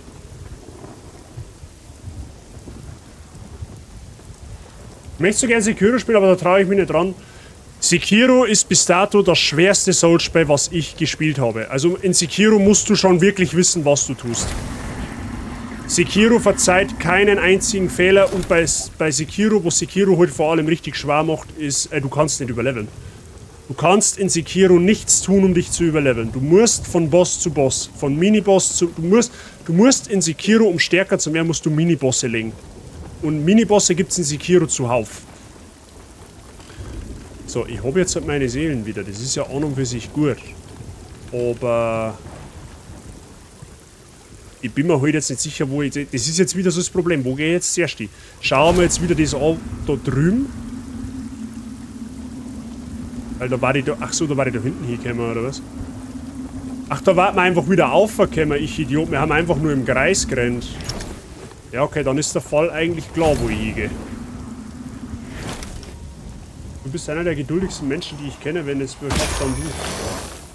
Der schießt ihn jetzt schon wieder mit irgendeinem Scheiß durch die Gegend. Die Heavy Handschuhe.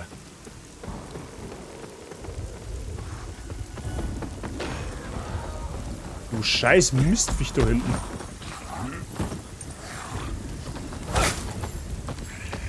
Ja genau, spring du mal über, das ist gut.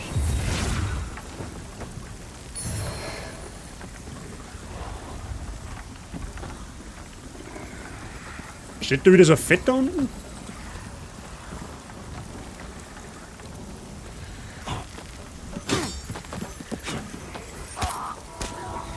Ja, natürlich steht da wieder so fett umeinander.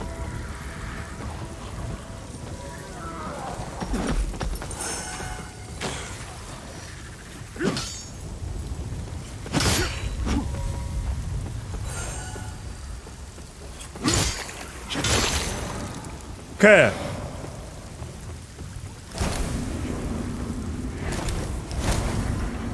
Das ist ein NPC.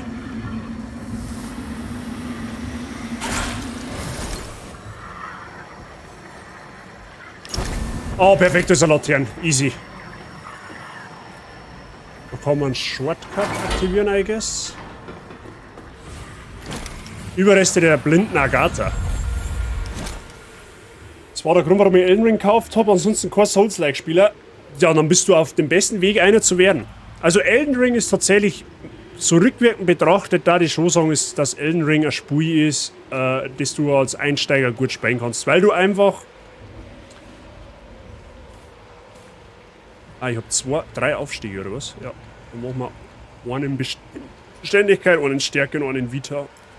Weil du einfach in Elden Ring so viele Möglichkeiten hast und eben ein großes, weiträumiges Gebiet hast, da wo du die erst einmal ganz in Ruhe umschauen kannst, bevor du irgendeinen Boss machst.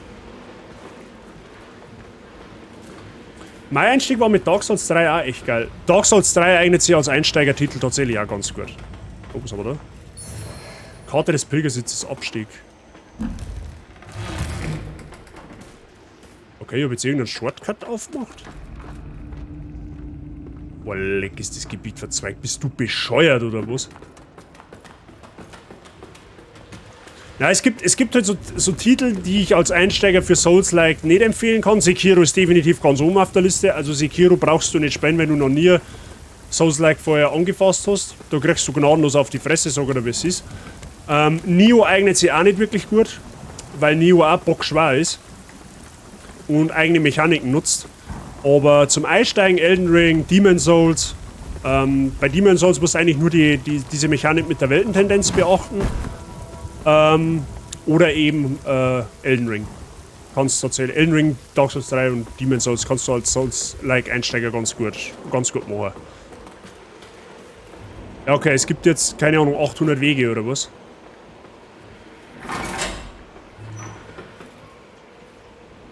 Der Mechanismus scheint zu klemmen. Ja, perfekt. Another lamb bearer. Aye. Should you end up one of the few to earn a vestige, I'll tend to it, as I do, for whatever it's worth, and until I'm in the ground myself. Ja, ein geiler Akzent. Sekiro, ist das nicht auch von From Software? Ja. Sekiro ist ein From Software Titel. Und Pillar, danke für dein Following. Vielen lieben Dank. The Hallowed Sentinels and Rogar will both show you horror enough, but nothing like what that lamp brings into view. And remember, you look into the shadows, might be the shadows look back. Mind yourself, Lampbearer, whether you took up yours on it. Okay. Ja, es gibt jetzt 3 Wege. 2 eigentlich. Einer nach rechts, einer nach links. Ich habe keine Ahnung, gehen wir mal nach links, weil ich Linkshänder bin.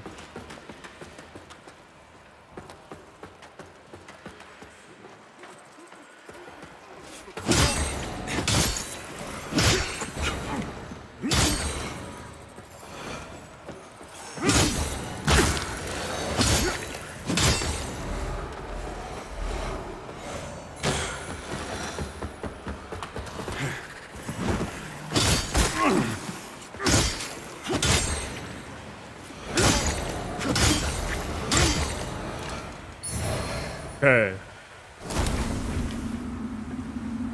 Aha. Aha.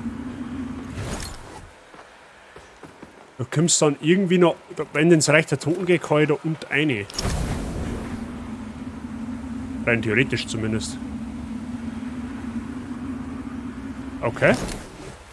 Es gibt einen Haufen Geheimnisse zum Entdecken in dem Spiel, das hab ich schon gespannt. Okay, da ist ein Lord da.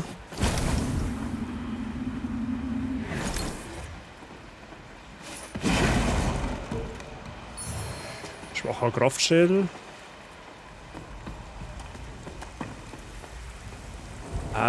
Kann da auch weitergehen, gell? Ja. Ich muss mich erst ein bisschen orientieren und umschauen, ne? Wir haben ja nicht auf der Flucht.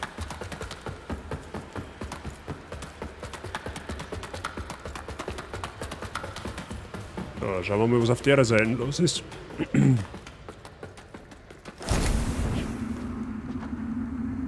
Aha, die hat einen Parasiten.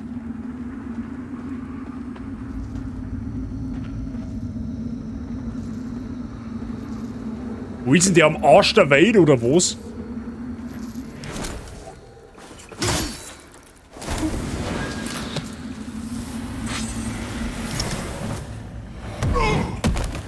Hä? Was war denn das?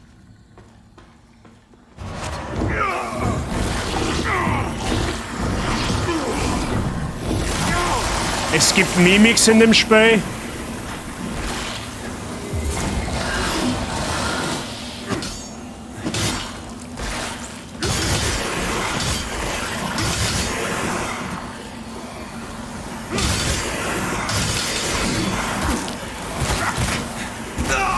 Okay. Es gibt Mimics in dem Spiel. Nice.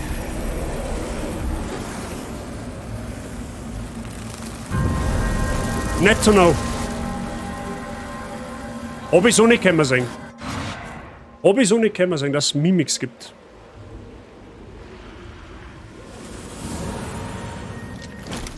Okay, jetzt los ich aber natürlich nicht auf mir sitzen, das ist aber hoffentlich sowieso klar.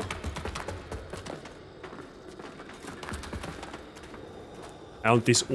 Ach so, die haben beide. Ja, das ist jetzt natürlich suboptimal für mich, gell?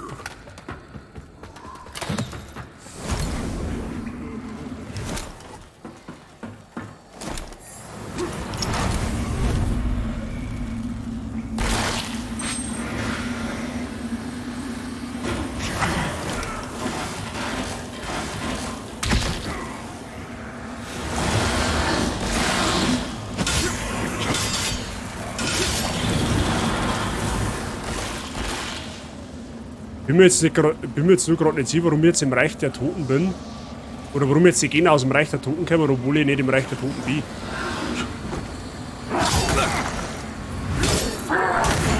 Ja, der ist auch schon wieder gottlos tanky.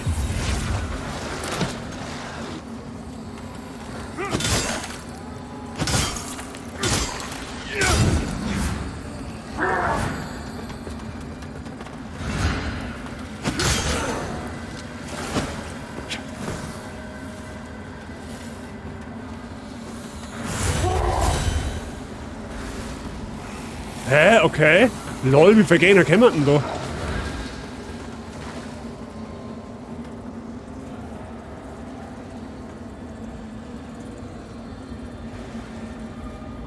Wenn du mit deiner Laterne schaust und einer neben dir steht zu dir... Ah, okay. Oder ich schau dir mal das an, was das für eine Gegnermasse ist. Das ist ja geistesgestört.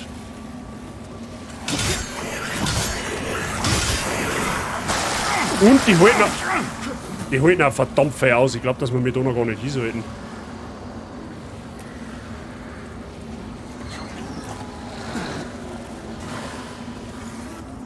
Okay, da sollten wir quasi noch nicht hin.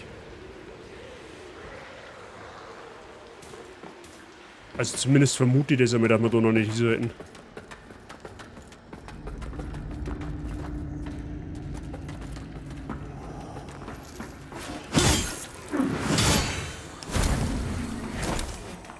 Das ist halt aber auch mies, gell? Weil du musst ja quasi in die Welt der Toten, damit du die Mimik da hops nehmen kannst. Aber ich glaube, dass das tatsächlich ein Gebiet ist, wo wir noch gar nicht hinsollten. Die haben noch ziemlich tanky, die Gegner. Also gerade jetzt mal an dem Beispiel von dem. Nur mal geschaut. Ja, der hält unfassbar viel aus. Ich glaube, die halten sau viel aus und die teilen noch recht viel aus. Ich glaube, dass wir da noch gar nicht her sollten. Da schauen wir uns zu einem späteren Zeitpunkt einmal genauer um.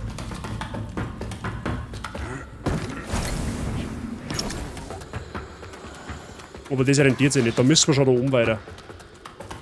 Definitiv.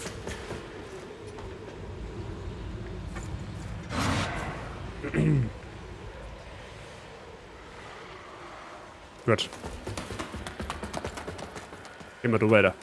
Da meine ich, müssen wir hin.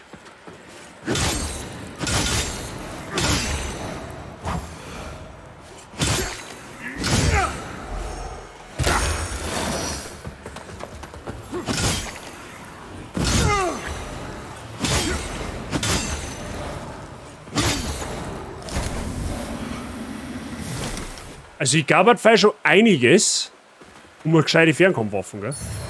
Unreife Bären, okay. Das Einzige, wo man da kann, dass man da noch aufschauen. Das kann man tatsächlich machen. Die Mimik kannst du aber kriegen, aber mehr so. Ja, das kann man schon vorstellen, dass die irgendwie mit der Lampen irgendwie außerziehen musst vorher. Das kann man schon vorstellen, aber... Die Gegner haben halt schonungslos tanky. Jetzt schau ich aber mal, was da unten ist. Mal warum nicht.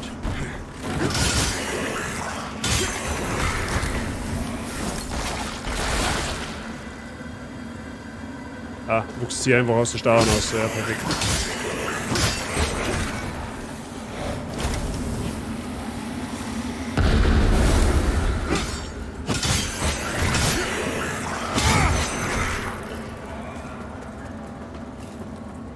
Ah, schön Geheimnisse lüften, ne?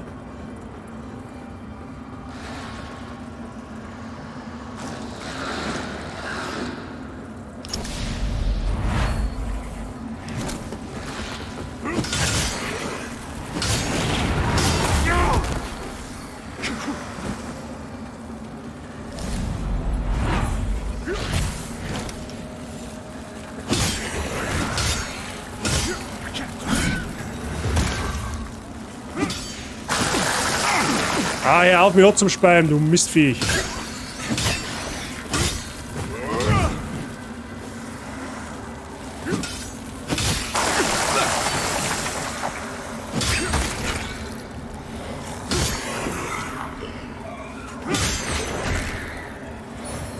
Last der Verzweiflung und große Mana-Steinklumpen, gell?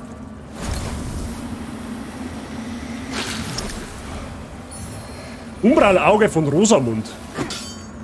Ah, das braucht man, glaube ich, um... Oh, du kennst den jetzt wieder alle her.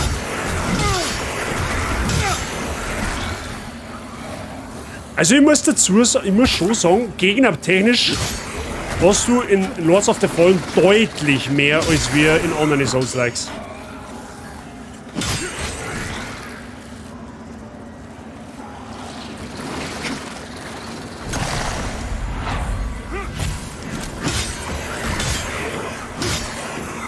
Also du hast da teilweise richtige Gegnerhorden.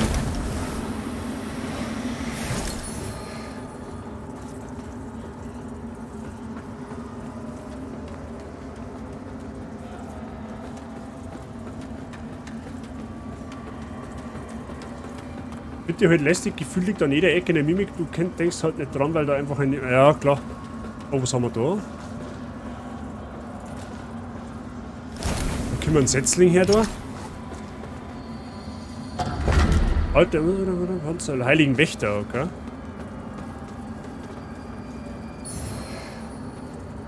Blutungswiderstandsbalsam, okay.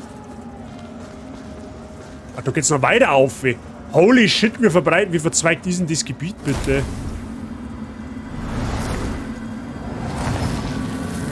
So, dann haben wir da jetzt auf alle Fälle mal einen Setzling her.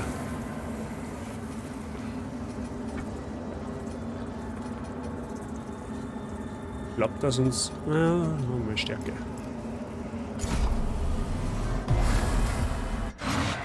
Mal kurz rum.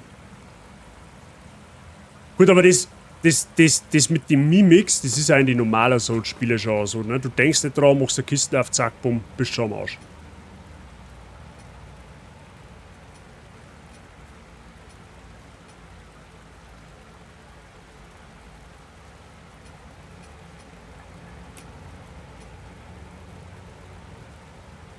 Leck.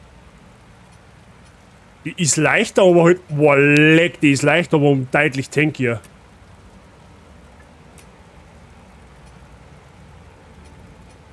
Okay, die haben schwerer dafür.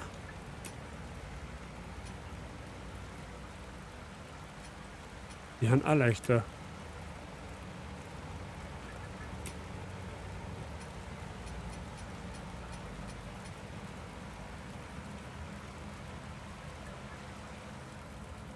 Ja, gut, okay, passt jetzt nicht mehr ganz so zum Nazgul-Look, aber wir haben halt dafür Tankier, ne? Mehr Tankiness ist auch mehr gut.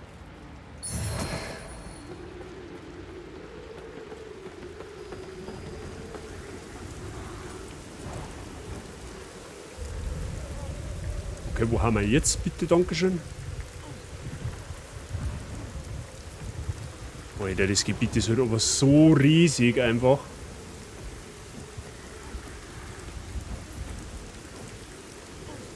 Mit Glocken haben sie es recht, kann das sein? Ja, ja, ja, durchaus.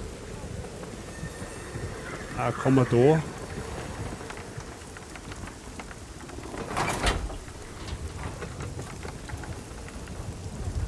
Der Mechanismus scheint zu klemmen. Das ist schlecht, aber ich muss bei Lampen so irgendwas.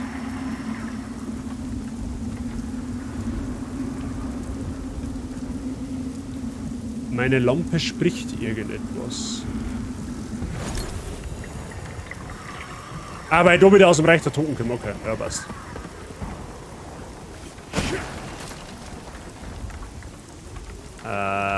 Obi da, obi geroch.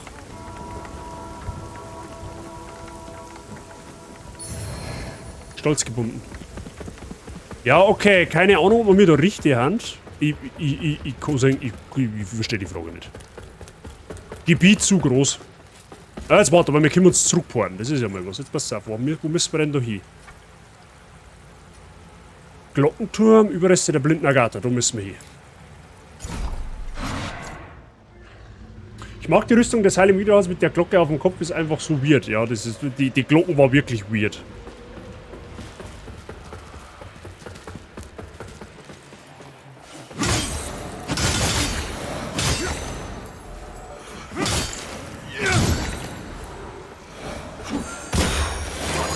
Also jetzt bin ich 4-mal da entlang gerannt und 4-mal erwischt er mich.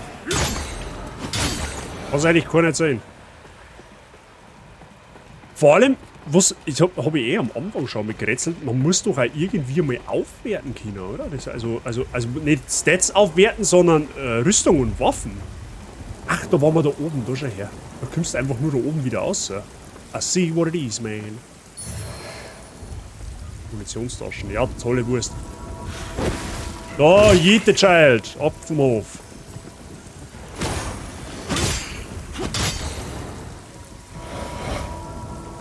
Ja, das ist schon wieder so ein Rutzer-Enter, der wo.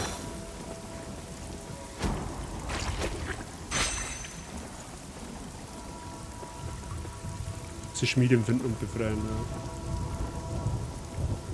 Boah, das Gebiet ist halt auch so geistesgestört groß. Ah, das ist schon wieder.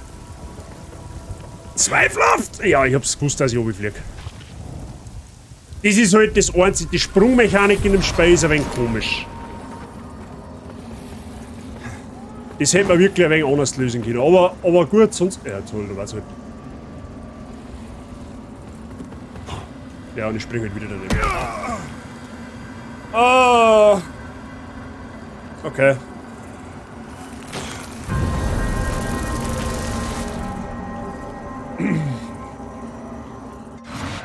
Aber die haben, also jetzt so im Nachhinein, die haben auf die ersten 2 Streams schon einige, da haben schon einige Passagen dabei, wo du springen musst, gell? Tatsächlich.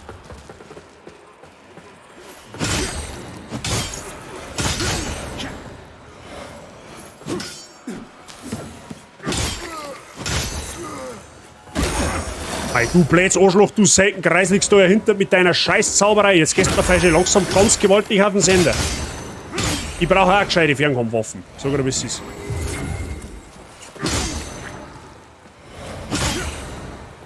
Alter, ich bin Fresskummer dabei, gab es ja, mehr Fresskummer, mehr gut, dann hat es zumindest geschmeckt. Muss es sowieso sein.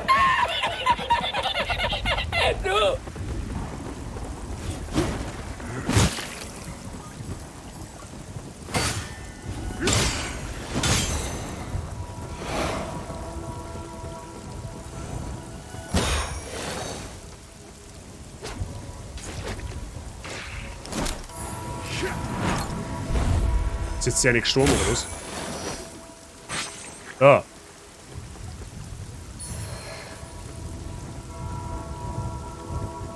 Wenigstens haben sie so fair gewesen, haben meine Seelen da hergelegt. Ne?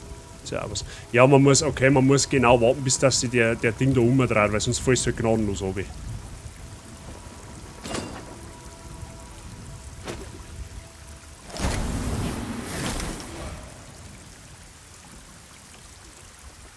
Ja.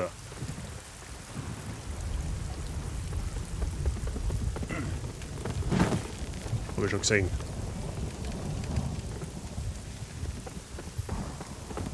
Was war denn jetzt? Jetzt bin ich wieder gesprintet nach gesprungen. Ja, okay, kannst du da vergessen, dass ich das jetzt nochmal mache. Ja, okay, doch.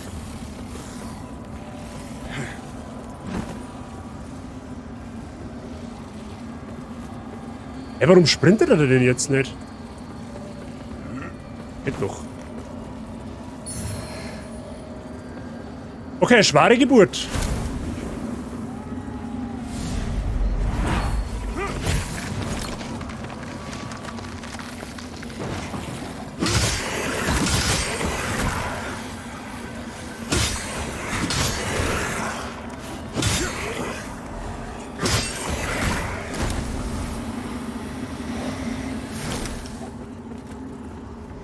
Ja, das kann jetzt wieder lustig werden, wenn er da daher geflogen kommt.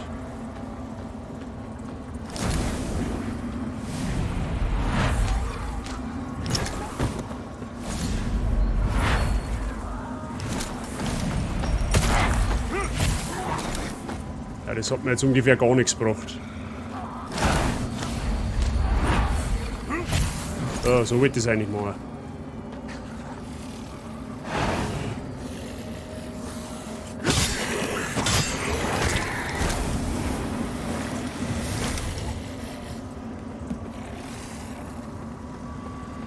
Garantiert, dass ich... Hä? Da geht's nicht weiter. Okay. Moment. Geht's da wirklich nicht weiter? Oder geht's... Ach, da ist ein Leute. Ah, siehst du es da? Gut, dass wir zweimal geschaut haben. Ich komme irgendwie oben weiter oben, ich weiß auch nicht.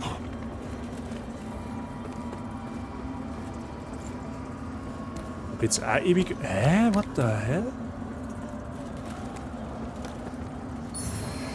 Schwachen Kraftschädel, okay.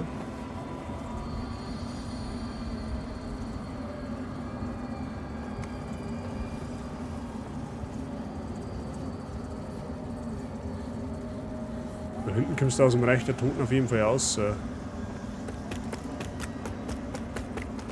Ja gut, okay, die Gebiete sind so groß, dass du überhaupt nicht weißt, wo du lang musst.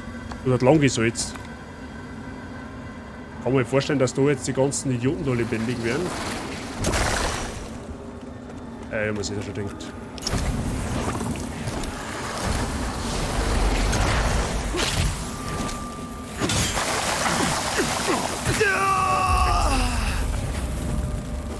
Ja, ich hab mir sie gedacht. Oh, leck ist das Gebiet eklig.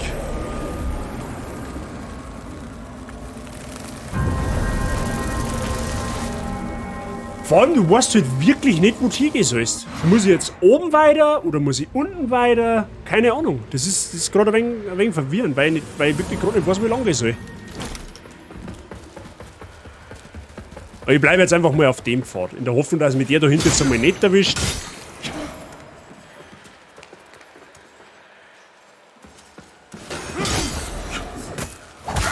Ja, dann erwischt mich der da vorne. Perfekt.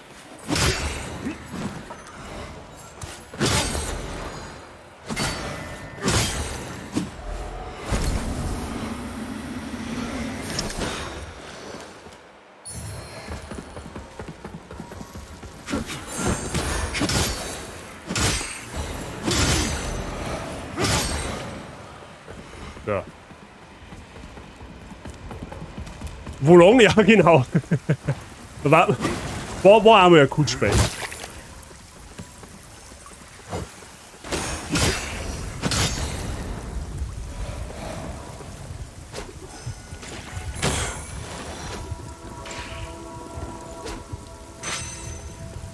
So, jetzt wird's wieder lustig.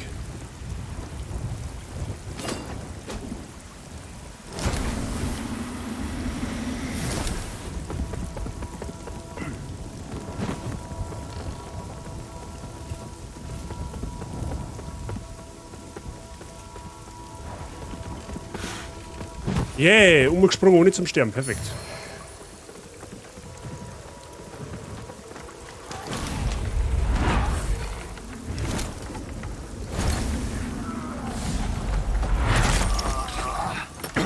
Der one-shottet mich.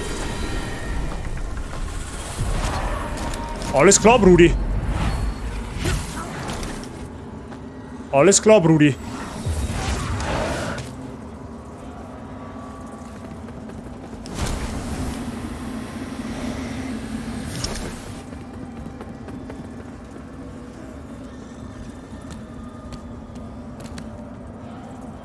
Da unten liegen zumindest immer meine Seelen. Das ist ja schon mal was, ne?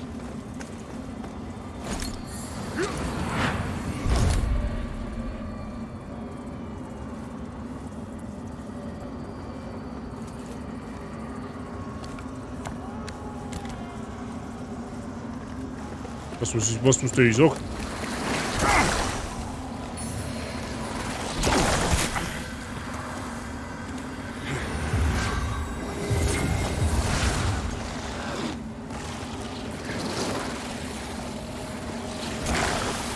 Dass mir da fett am Arsch lecken kannst du runter.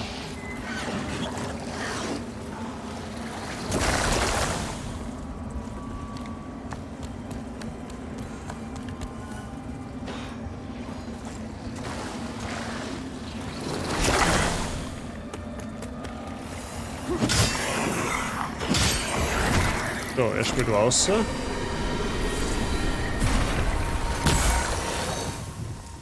Gut.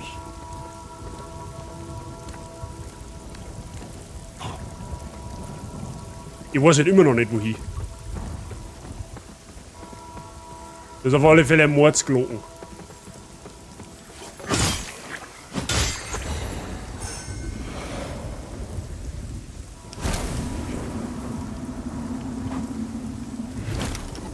Nein, wo kommt's denn jetzt wieder her?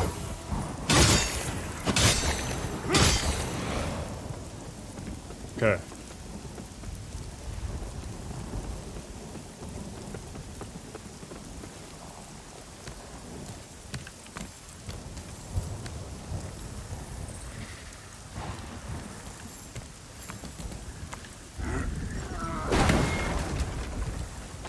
Ja, das war auch klar, dass da noch einer drin steht, oder?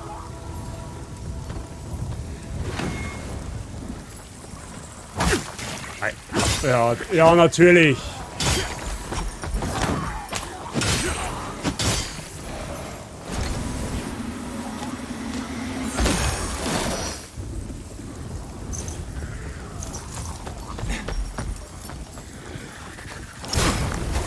da ist auch noch... Das ist euer Ernst. Ist das gerade euer Ernst? The fuck, was hat man hier? Oh, leck, das Gebiet ist lästig. Das ist richtig lästig, das Gebiet. Holy shit.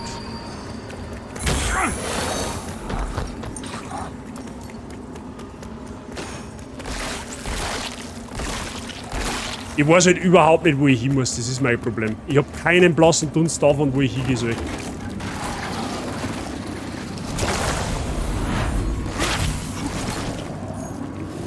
Was ist, warum?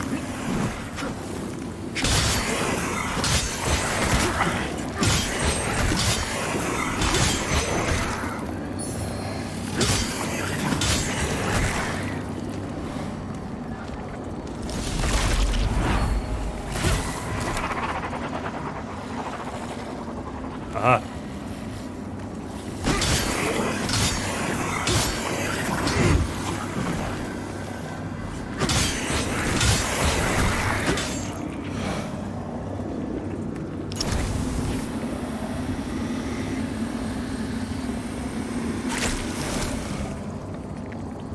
Ich hab doch da irgendwo...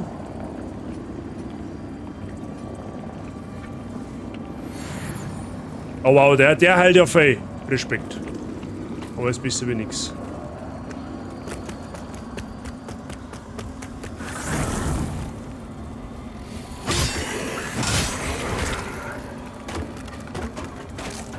So, und da ist auch noch so ein...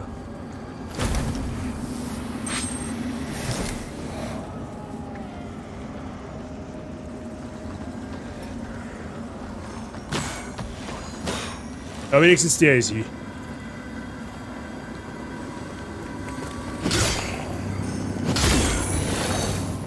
Ist mir keine Schützen, wenn sie Platz.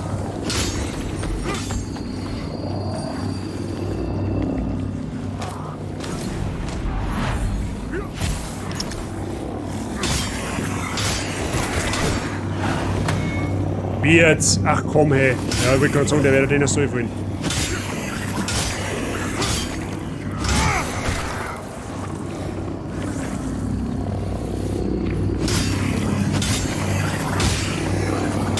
Da muss ich die auch so aushalten, gell?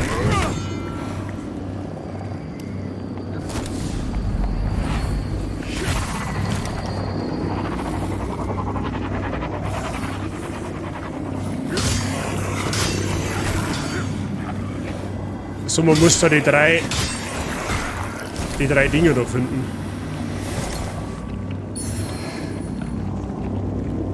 Die 3 Wurzeln. Ja, und die andere ist da ja hinten wahrscheinlich, oder? Ah, die ist oben.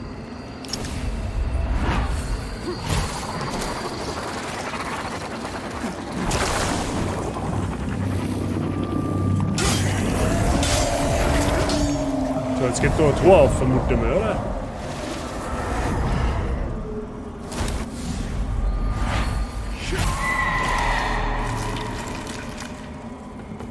Aber hoffentlich bringt mir das jetzt irgendwas.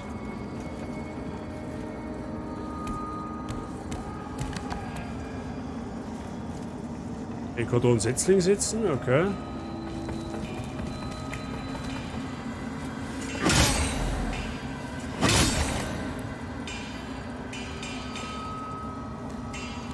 Wo haben wir jetzt wieder?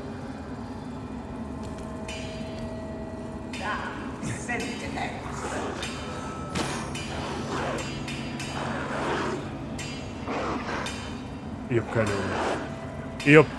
Brudi, ich hab keine Ahnung, wo wir mir haben, wo wir mir hin sollen. Das heißt, auf gut Deutsch, ich setze mir da oben jetzt einen Setzling hin. Weil ich nicht weiß, wo ich hin soll.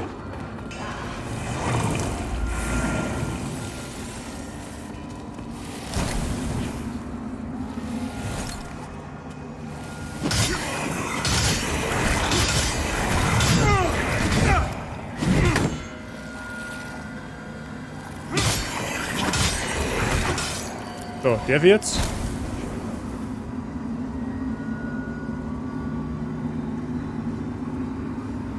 Also, Hey, ich bin doch in Umbral, oder nicht? Ja, okay, geht nicht. Ja, lul. Bin jetzt da umsonst hergegangen, oder was?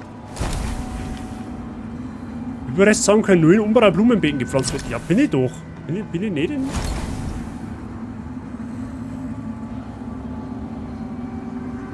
Hä? Ah, jetzt halt.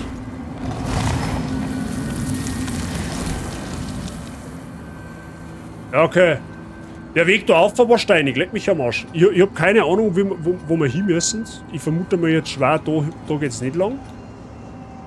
Aber wir haben einen Haufen Seelen gemacht. Schandstadt Reloaded oder wie? Ja, so kommt's mir auch grob vor. So. Jetzt müssen wir nur wieder schauen. Da müssen wir her. Zur Heiligen Agatha und da müssen wir ins Reich der Toten und dann auf zu. Dann können wir oben raus. Was das Gebiet ist halt auch einfach so derartig weitläufig, dass du verlierst relativ schnell einen Überblick.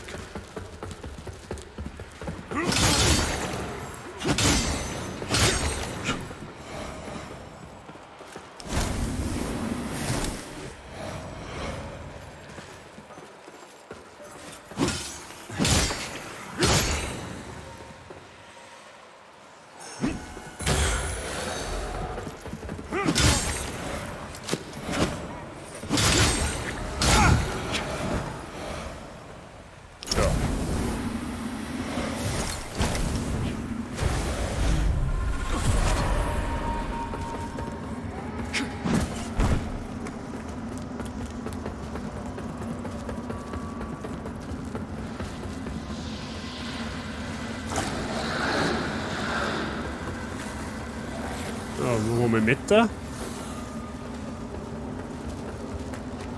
war nämlich da der andere Setzling, wenn vorher, und der ist natürlich jetzt weg. Aber das ist okay, die paar Meter kann man da laufen.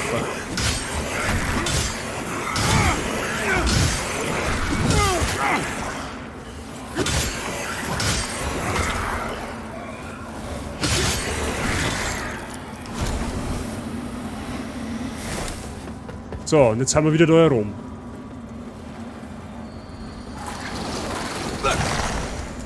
Auf den Sender. So, nehmen wir mal das Angebot an, dass wir da aus dem Reich der Toten kommen. So, dann haben wir auf jeden Fall 2 Versuche. Da hinten läuft schon wieder so Vollgas umeinander. Muss ich mal schauen. Oh, die Schützen. Die Schützen haben belastend. Die Schützen haben richtig belastend.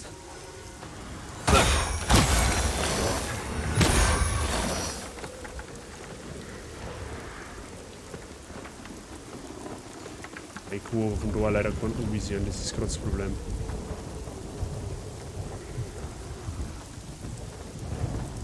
Ja, aber den zumindest, jetzt pass auf.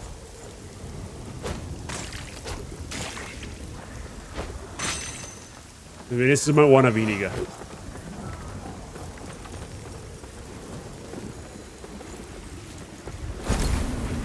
So, jetzt hätte vielleicht gemeint, dass man da umgehen kann im Reich der Toten, aber dem ist leider nicht so.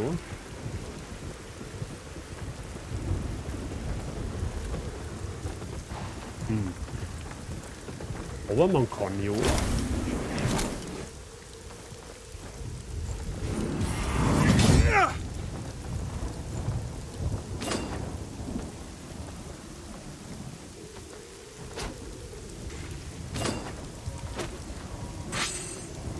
Perfekt. Man kann ja auf Ferne zielen. Die gehen sogar ziemlich weit.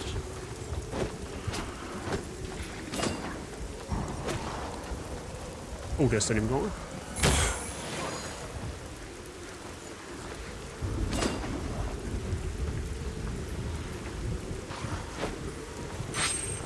Unten schau. Gut, dann haben zumindest die Schützen einmal raus. Aber wie weit halt das Gebiet einfach nur geht. Das ist so gestört.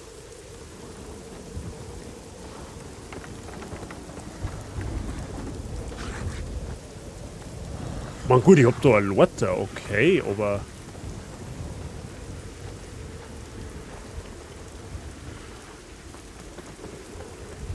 schauen. Wenn ich da hinten gehe. Da hinten ist auf alle Fälle ein richtig massiver Ritter. Ich zeige leider nicht, was da unten ist, aber warum klemmt das Ding da? Das ist die Frage. Haben wir vorhin auch schon einen Aufzug gesehen, da wo das nicht geht?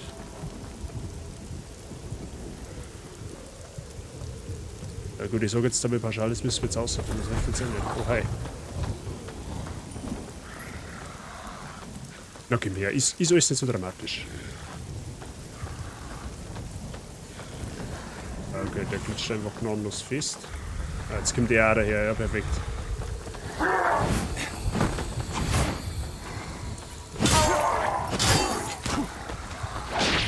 Okay, das wird jetzt nicht ganz so einfach.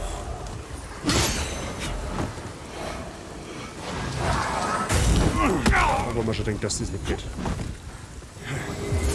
Right now, danke für das Following, habe ich dir.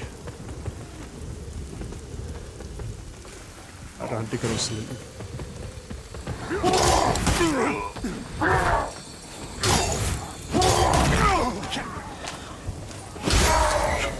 Ein Problem weniger.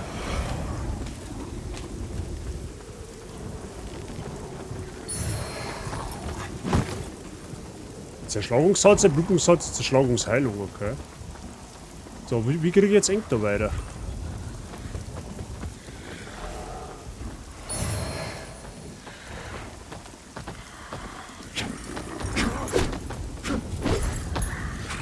Was ist denn da unten?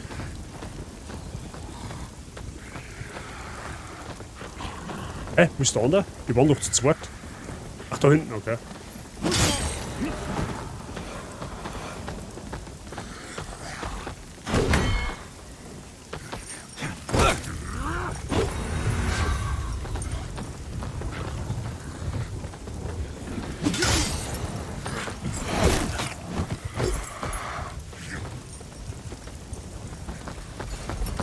Ja, auf das habe ich jetzt gehofft, dass er genau das macht. Nein, jetzt will ich gerade trainieren. So, der muss auf jeden Fall da oben. Auf Wiederschauen. Der ist gut weiter.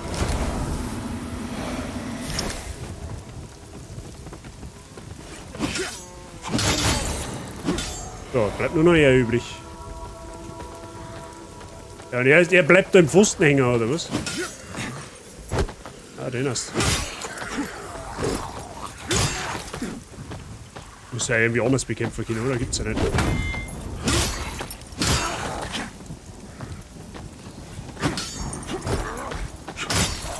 Aua. Aua.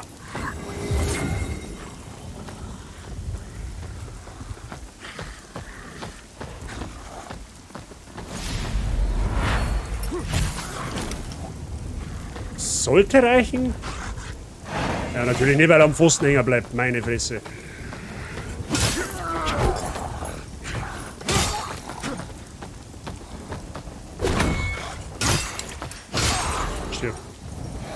Okay. Right now ist fit bei dir. So, was ist jetzt so Phase? Schiff der Heiligen Wächter. Ja, okay, jetzt bin ich da. Und weiter? Jetzt reicht der toten Louis jetzt noch nicht. Was ist mit der Lorte da hinten? Die ist ja rund, das passt. Und mit der, die kann ich wahrscheinlich weiter schieben. Okay. So, aber was ist jetzt? Ah, ja, wir haben einen Shortcut, Freunde. Wir haben ja da unten entlang gesprungen, da wo wir vorher angestürzt haben, da haben wir uns jetzt die Leiter oben geschoben. Das ist gut, das ist gut, das ist gut. Das heißt wahrscheinlich auch, dass wir da dann weiter müssen. I guess? Warte mal, da unten? Da haben wir auch lang gekommen. Da steht der fette Kanisterkopf. Ich weiß allerdings jetzt nicht, wie es dann da weitergeht. Das kann er da jetzt ehrlich gesagt nicht sagen.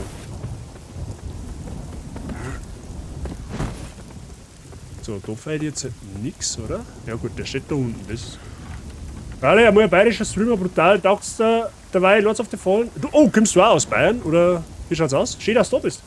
Lords of the Fallen, ja, taugt mir schon. Das Gebiet ist allerdings jetzt ziemlich... Das ist ein wenig ekelhaft. Das erinnert mich ganz schwer an Schandstadt oder an das Sumpfgebiet in Dark Souls 3. Aber an und für sich taugt mir das Spiel, ja. Und ich bin gerade also ein bisschen orientierungslos, weil ich halt ungefähr überhaupt keinen blassen Dunst nicht davon habe, wo ich hingehen soll. Aber sonst ist zauberhaft. Ewig des leidenschaftlichen Büßers, ja. Lass mich raten, das ist ein Helm, oder? Tatsächlich. Ich habe jetzt auch einen Kanisterkopf. Ich war sogar noch Mittel, what the fuck.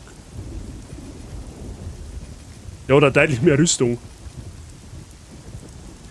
Wenn ich mit dem Kanisterkopf durch Gegend laufe, ich habe immer noch Midroll. Ja, okay.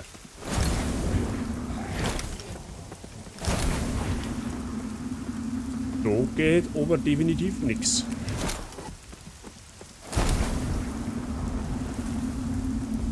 Da geht nichts. Okay. Da haben wir aber auch noch nicht ganz oben, tatsächlich. Ich finde es auch immer bis jetzt. Ja, können wir aus Niederbayern. Sehr schön! Woher, wenn man fragen darf? Ja, dann darf ich mal sagen, herzlich willkommen. Und schön, dass du hergefunden hast. Freut mich. Mehr Bayern, mehr gut. Mehr Österreich habe ich abgesehen davon auch mehr gut. Kann man auch noch oben bringt uns aber nichts. Ja gut, wir kommen andererseits auch gar nicht mehr zurück, oder? Nein, können wir gar nicht. Nope. Da ist Ende. Der einzige Weg zurück führt nur, wenn wir da ein News machen. Na, Item. Blendenschutz des leidenschaftlichen Büßers.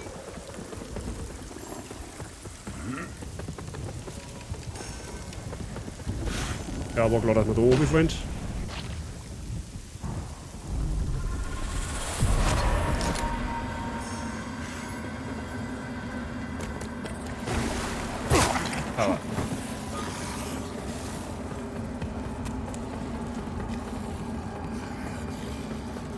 Okay, dann müssen wir da weiter, wo der Setzling ist. Vermutlich.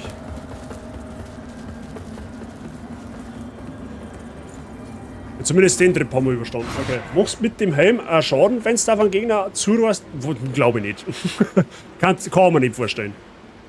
Kann man tatsächlich nicht vorstellen. Jetzt schauen wir mal.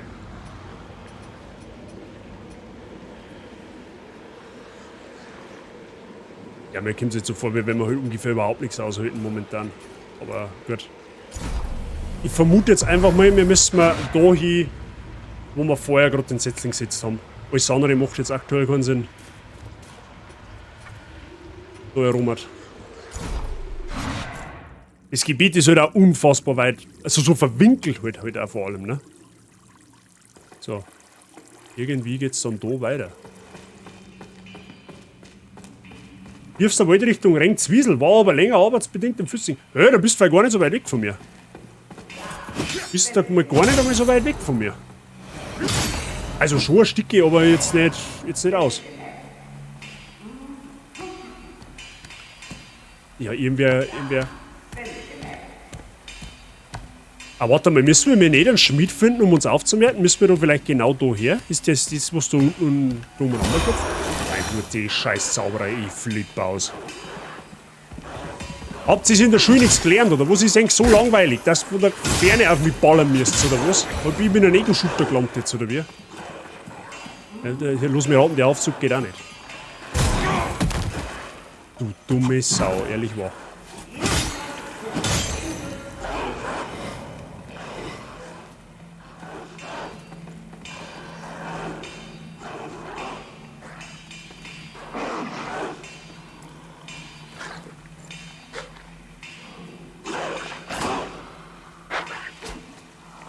Wollte ich nicht umvisieren jetzt von da, oder was?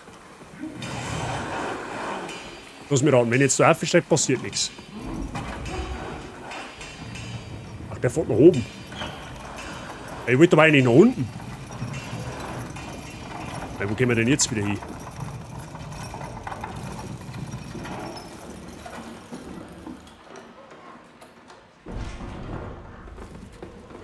Okay, heute in meinem Maul habe ich nichts gesagt, das nicht mehr. Den Shortcut, Brudi, sag dir, was ist denn nicht mehr?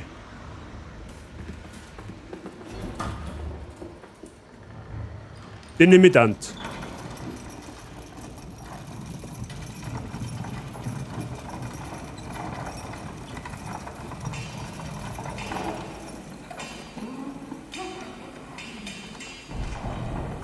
Okay, passt.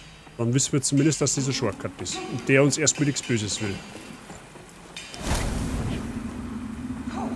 Da war der Lotter. Ja, so kann man natürlich auch runterkommen, gell? Ah, jetzt auch.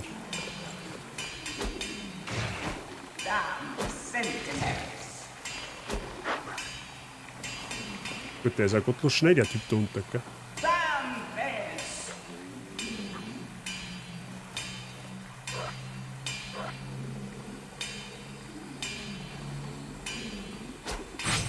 Aber zumindest das wie ich sehe, das ist ja schon mal was.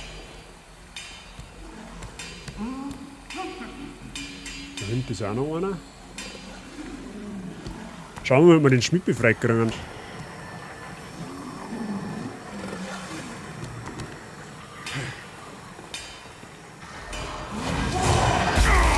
Okay, dass du castest mit dem habe ich jetzt. War absolut nicht, gell?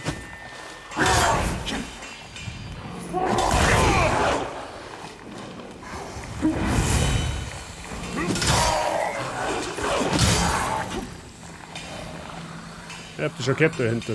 Brauchst du gar nicht oben da.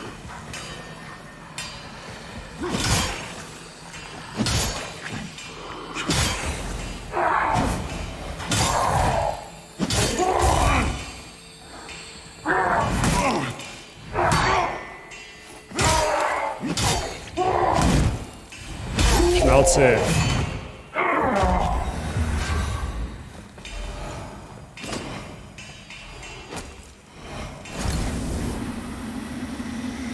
Kann man wieder etwas ausziehen, okay.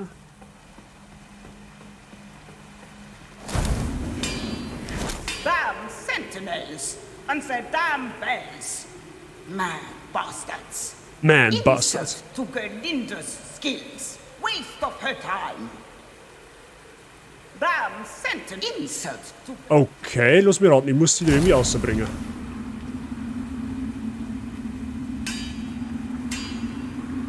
Das ist wahrscheinlich die Schmiedin von die, wo man... Kann man aus dem Reich der Toten wieder raus. Aber wie kommst du rein, ist die Frage.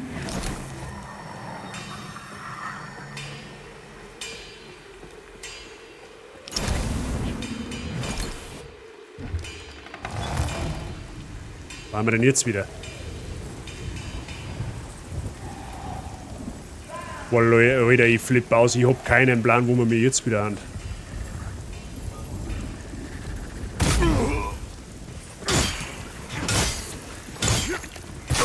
Auf alle Fälle in einem Gebiet, wo die Gegner schon wieder gottlos tanky haben. Warte mal.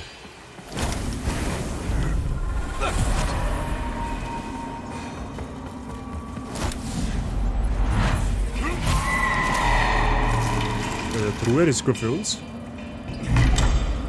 Missachtungsring. Was macht der? Erhöht den Widerstand gegen alle Statuseffekte. Okay. Net to know.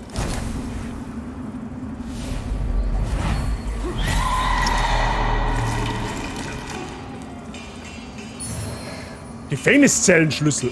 Okay, that makes sense. So, you're not another of these fools. Good.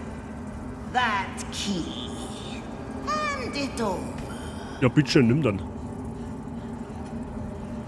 No one gets the better of Gerlinde. for long. Finally, make a slave of Gerlinda. Ha!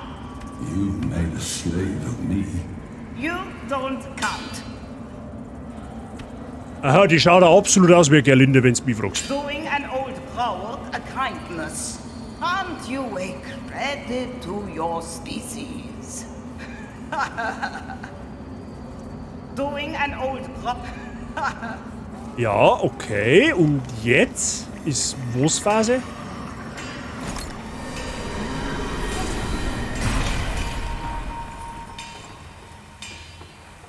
Oh, da ist auch noch etwas. Blutungsheilung, okay. Muss eigentlich Dark Souls alle durch? Yes! Eingefleischter Souls-Liker. So wie einige andere da in der Community auch. Ja, die blöde Saukuh hat wieder einen Parasit. Oh, das ist neu. Alles klar! Du bist OP, hab ich schon festgestellt, ja, und tschüss dann.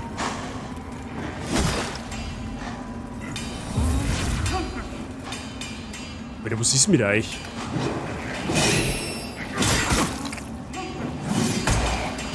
Alter, wie tanky ist denn der? Ja, okay.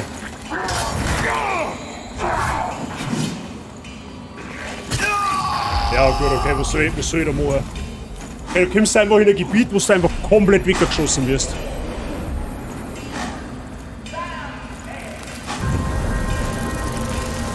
Ich weiß nicht, bin ich komplett underlevelt oder was ist der Phase? Auf einmal kommst du in dem Abschnitt, wo du jetzt bist, kommst du in einen, also bist in dem Level, dann kommst du in einen Abschnitt, wo du von jetzt auf gleich von einem Gegner einfach komplett getuschattet wirst und du dem Gegner eigentlich überhaupt gar keinen Schaden mehr machst.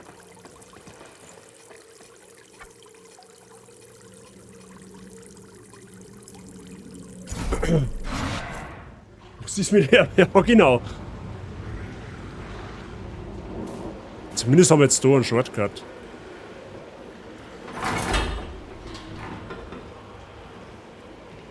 Jetzt hätte ich schon gemeint, das klemmt schon wieder. Jetzt wollte ich gerade sagen, wenn der Aufzug jetzt nicht geht, dann flippe ich aus. Gut, ich schaue jetzt einmal schnell nach Himmelsrast, ob jetzt der NPC, also der Schmied da irgendwo ist. Weil ich muss doch irgendwann einmal meine Waffen aufwerten, das kann ja nicht sein.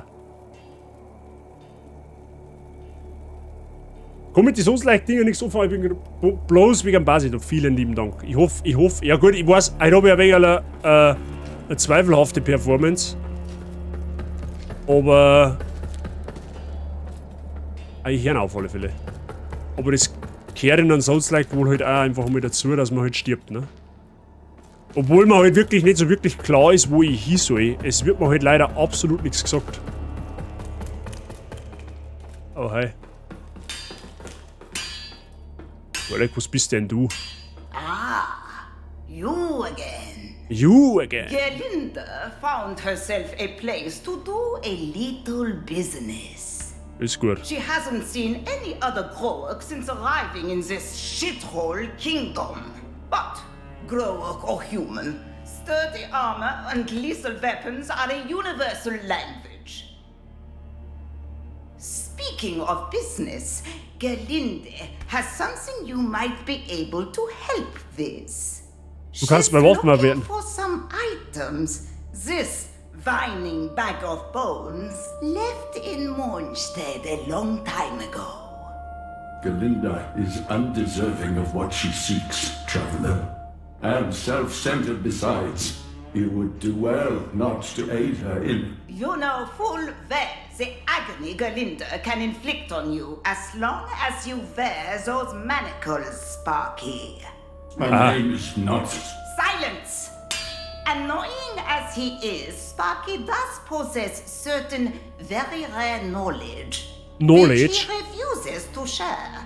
But he carves this knowledge in crystal. And now Gerlinde wants those crystal tablets to help in her runesmithing. So, if you find any in your travels, bring them to Gerlinde and she'll do right by you. Irgendwie habe ich so das Gefühl, dass die vom Arnold Schwarzenegger synchronisiert worden ist. Ich verstehe die Frage nicht. As I would not to Gerlinde, I will not reveal the locations of the tablets to you, even upon pain of death. Ich wollte jetzt gerade sagen, kannst du Dankeschön. So. Schwert des Blutroten. Ja gut, die Frage ist halt jetzt, was für Waffen wert die auf?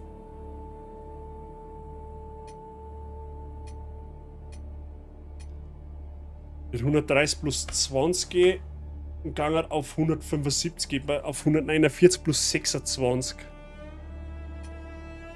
Und die geht auf 163 und 138 plus 24. Ja, ich meine, gut, die hat halt Blutung, gell? Die hat halt Blutungsschaden. Bin ich mir halt jetzt auch unschlüssig. Was hast denn du eigentlich alles? You again. Schwert des Flegel des Partisans. Der hilft beim fetten Scheiß. Schild des Schwarzfelder Waldläufers. Wurfhand. Ja, da geht man da Agilität. Armbrust des Partisans. Die kann die tatsächlich sogar nutzen. Die skaliert auf Stärke und die Stärkewert hätte ich sogar. Eichenpfeile und gerippte Bolzen. Okay. Ist da sogar Sinnmacher? Okay. So, ja gut, ich habe jetzt... Ah, doch, nein, ich habe jetzt keine Seelen nicht dabei, die habe ich gerade verloren. Aber ich glaube, dass ich fast auf Blutungsschaden gehe.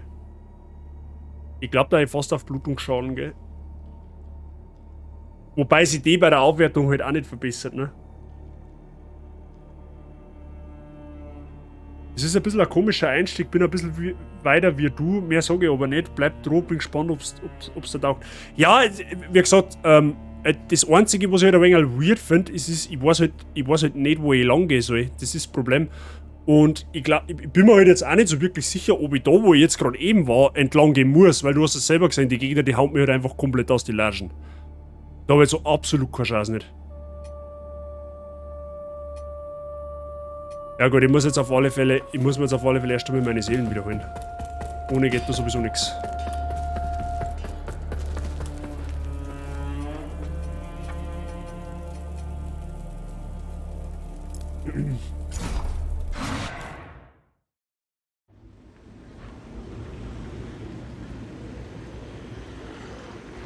Gut. So, ich schleiche mich da nicht nachschicht, dann schön oben und bis bald. Merci dir, dass du was bei Herrn Rea gleich auf. Ich wünsche dir eine angenehme Schicht und ja, ich sage jetzt mal frech einfach bis Sonntag. Voraussichtlich, ne? Eine angenehme Schicht natürlich. Sowieso drauf.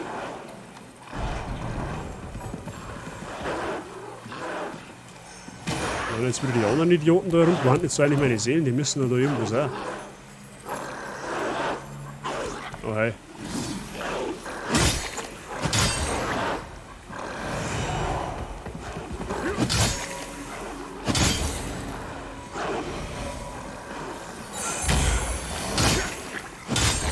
Ach, da hinten ging es auch noch weiter.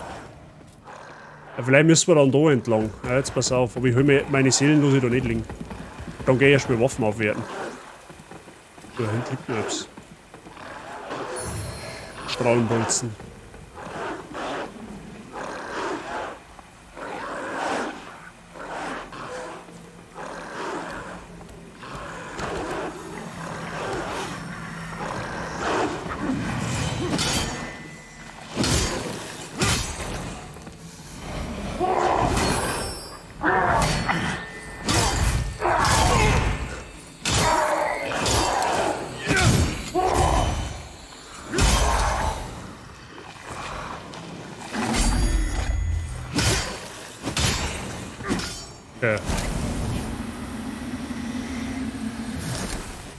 Die waren erstaunt, die waren jetzt relativ einfach da.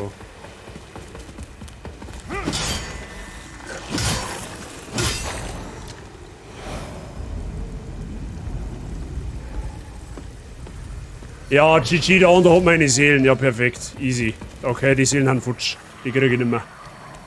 Die haben sich nämlich da unten einverleibt. Dann schreiben wir da noch entlang.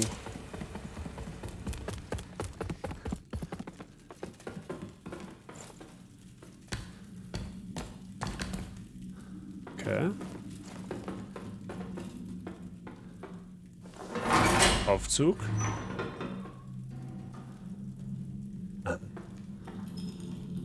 Ja, Herrgottsseele, wenigstens der funktioniert.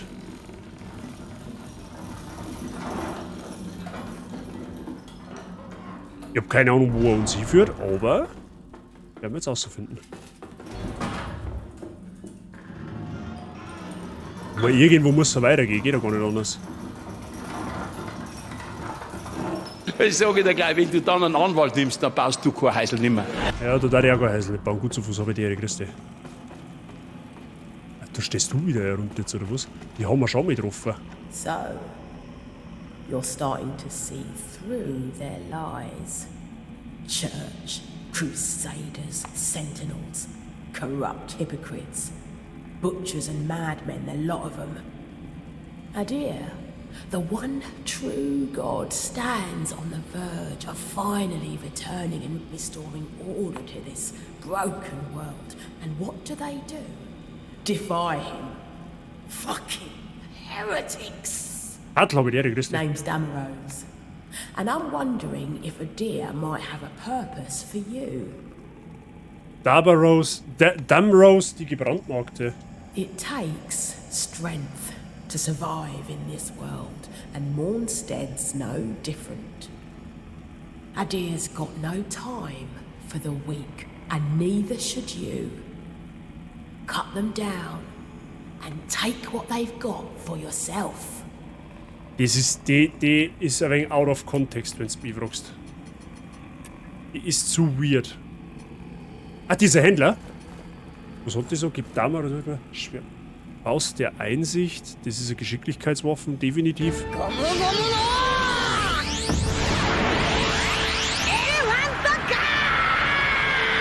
Mangelaxt, Feiergranaten.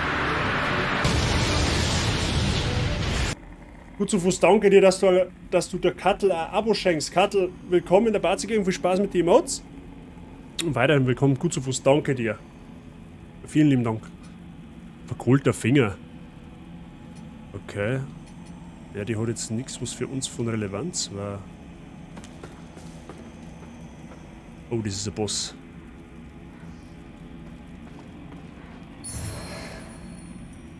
Das ist ein Boss.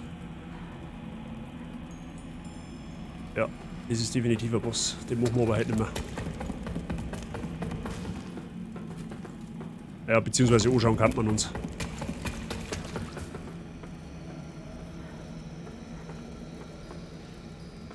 Gabarus, die edle Meisterin der Hunde.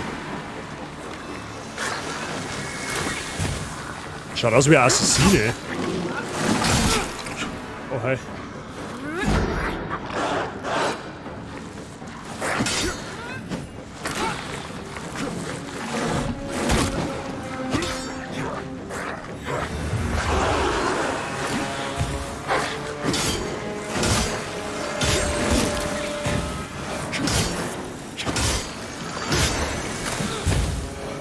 Schon lustig, 2 gegen 3, gell?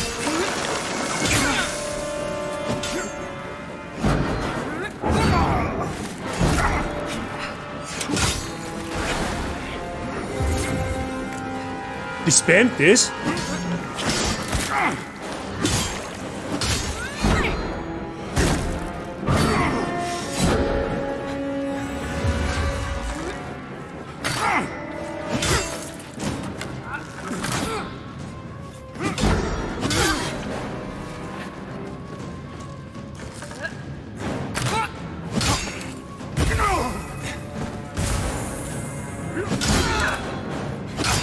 Einfach machen wir das aber nicht, gell?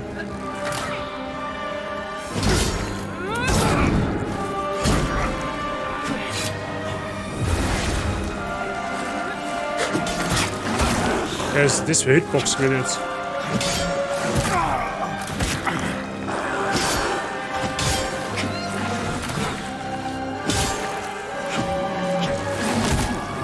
Okay, das...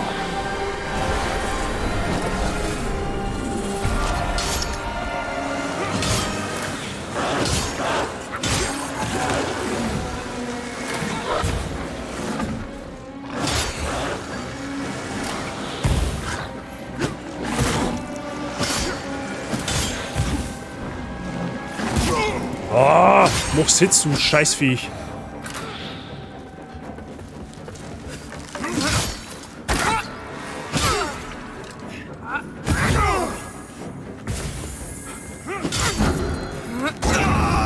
Okay, die an und für sich ist die nicht schwer. An und für sich ist die nicht schwer.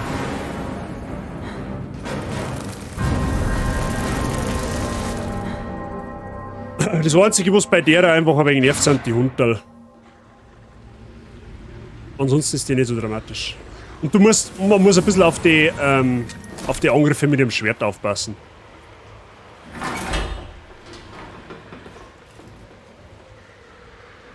Aber da wissen wir jetzt zumindest, wo wir lang müssen. An und für sich.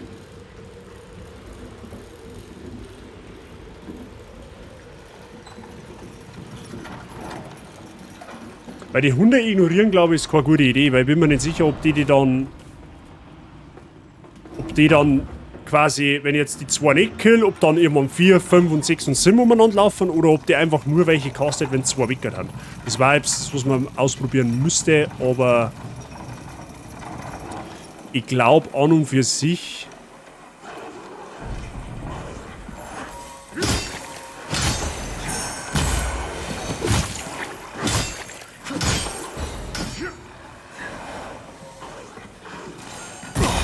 Es geht durch die Mauer durch, alles klar. So, bin wir weg, bis zum nächsten Mal. Pilla, danke dir fürs Zuschauen, Name, danke für dein Following. Bis zum nächsten Mal. Also, ich mache jetzt noch einen Versuch und dann werde ich auch offline gehen, tatsächlich. Weil ich es einfach noch mal ein bisschen will. Und ich der Meinung bin, dass die, glaube ich, gar nicht so stark ist.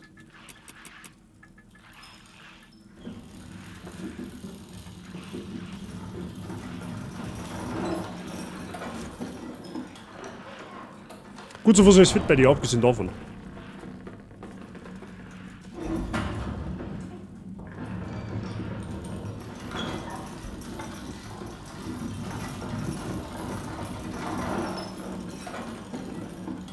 Okay.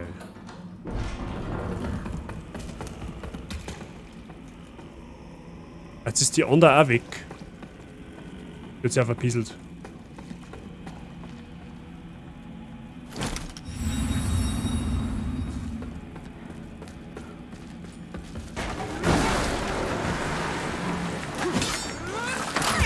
Ja, perfekt.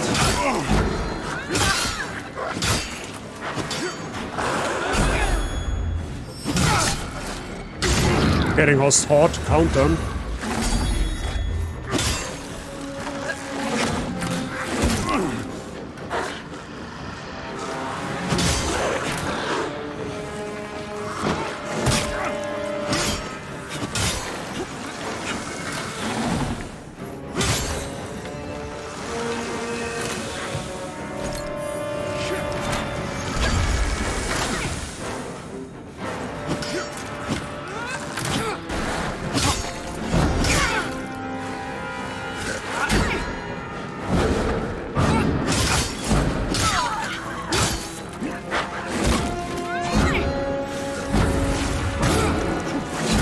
Oh, der scheiß Hund, ehrlich.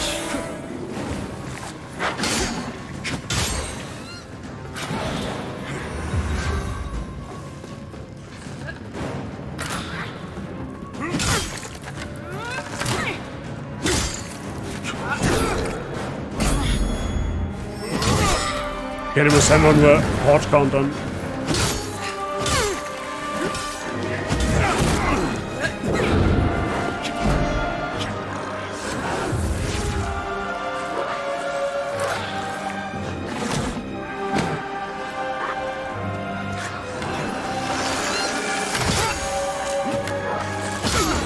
Verpiss dich.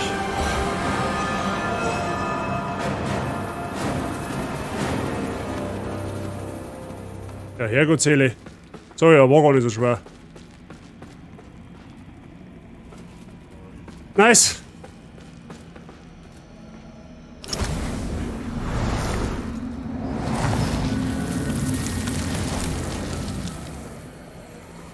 So, wir haben, warte mal, wir haben ein Schwert gekriegt.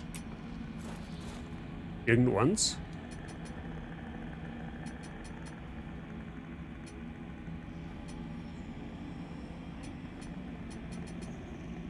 Hä? So, Schwert des Sündenstechers. Das ist ein Kurzschwert. Skaliert zwar mit Stärke, aber auch mit Agilität. Schmarrn. Ich brauche Stärke und ein bisschen Agilität, um es führen zu können. Und skaliert mit mehr Agilität. Okay, ist also nichts für uns. Was haben wir noch gekriegt? Eine Ausrüstung, glaube ich, oder?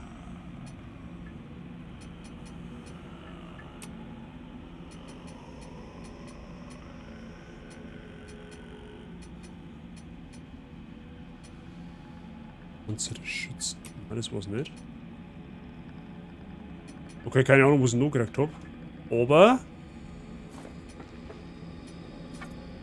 Zumindest einen zweiten Boss zusammen mit. Und wir scheinen wohl jetzt auf dem richtigen Weg zum sagen. Keine Ahnung. So.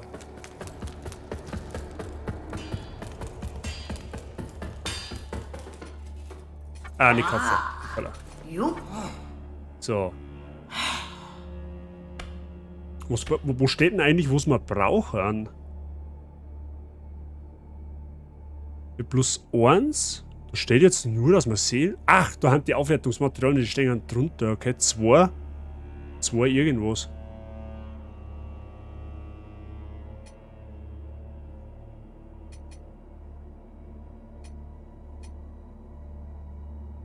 Die Frage ist halt, wie lang dauert es, bis Blutung kickt. Bin ich mir jetzt ehrlich gesagt nicht sicher.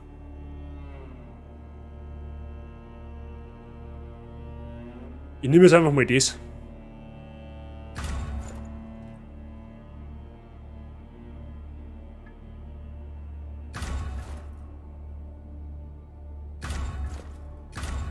Ja, ist die Waffe zumindest schon mal auf... Die Waffe ist zumindest einmal auf plus 4. Jetzt machen wir schon mal deutlich mehr Schaden als wir vorher. Das ist schon mal was. Weil wir auch habe ich die. Grüß dich gut. Endlich daheim. Schönen Feierabend. Aber ich sag das, was ist, du kommst leider zum Schluss. Oder hübsch zum Schluss. Jetzt pass auf, warte mal. Schauen wir bei ihm da auch noch alt. Und da. Bei ihm da hinten auch noch vorbei. Habe ich schon mitgekriegt, alles gut. Ich hoffe, du hast einen halbwegs angenehmen Tag gehabt.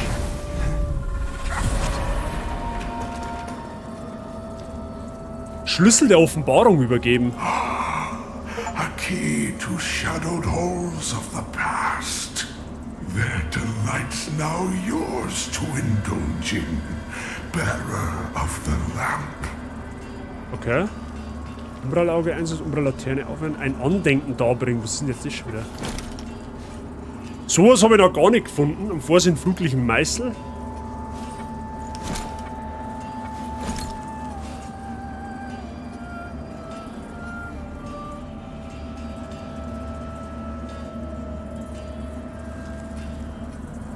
Ausweichen haben wir zur rechten Zeit, verursachen Schwächung beim angreifenden Feind. Und nehmen was um 15% zurück, erlangt die geschwächte Gesundheit, wenn ein Feind in Umbral getroffen wird. Okay. Und aber das was besser. Das ist jetzt Andenken darbringen. Bin dann, glaube ich, mal wieder raus und schleiche mich immer ins Bett. Viel Spaß in Nacht. Kattel, danke, dass du trotzdem schon reingeschaut hast. Wir haben jetzt eher fertig. Das ist jetzt, ach so. Andenken an Pieta, Frau der Gesinnten, Erinnerung, ein goldener Anstecknadel, als die Kräfte der jungen Pieta alles über... Was kriegt er, Pieta, Frau der Gesinnten, Erinnerung? Wie kann man da derer ihr Waffen... Ah, okay. Da kannst du Bossseelen quasi in Gegenstände umtauschen. In Rüstung und in Waffen, sowohl als auch in Strahlen und Infernos. Okay. Okay, nice to know. Nice to know. Okay.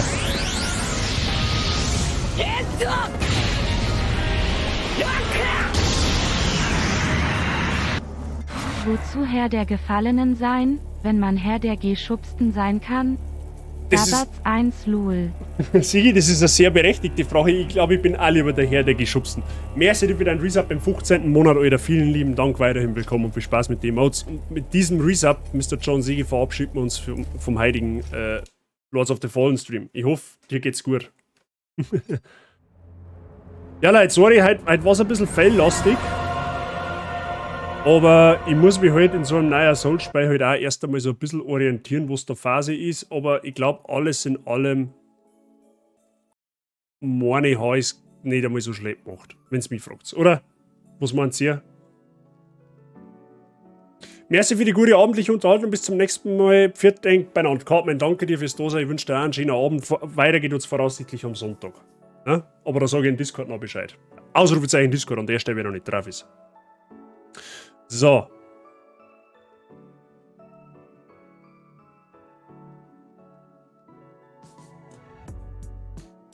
Oh. So, jetzt kann ich. Wie meinst du, lest hopp, Entschuldige.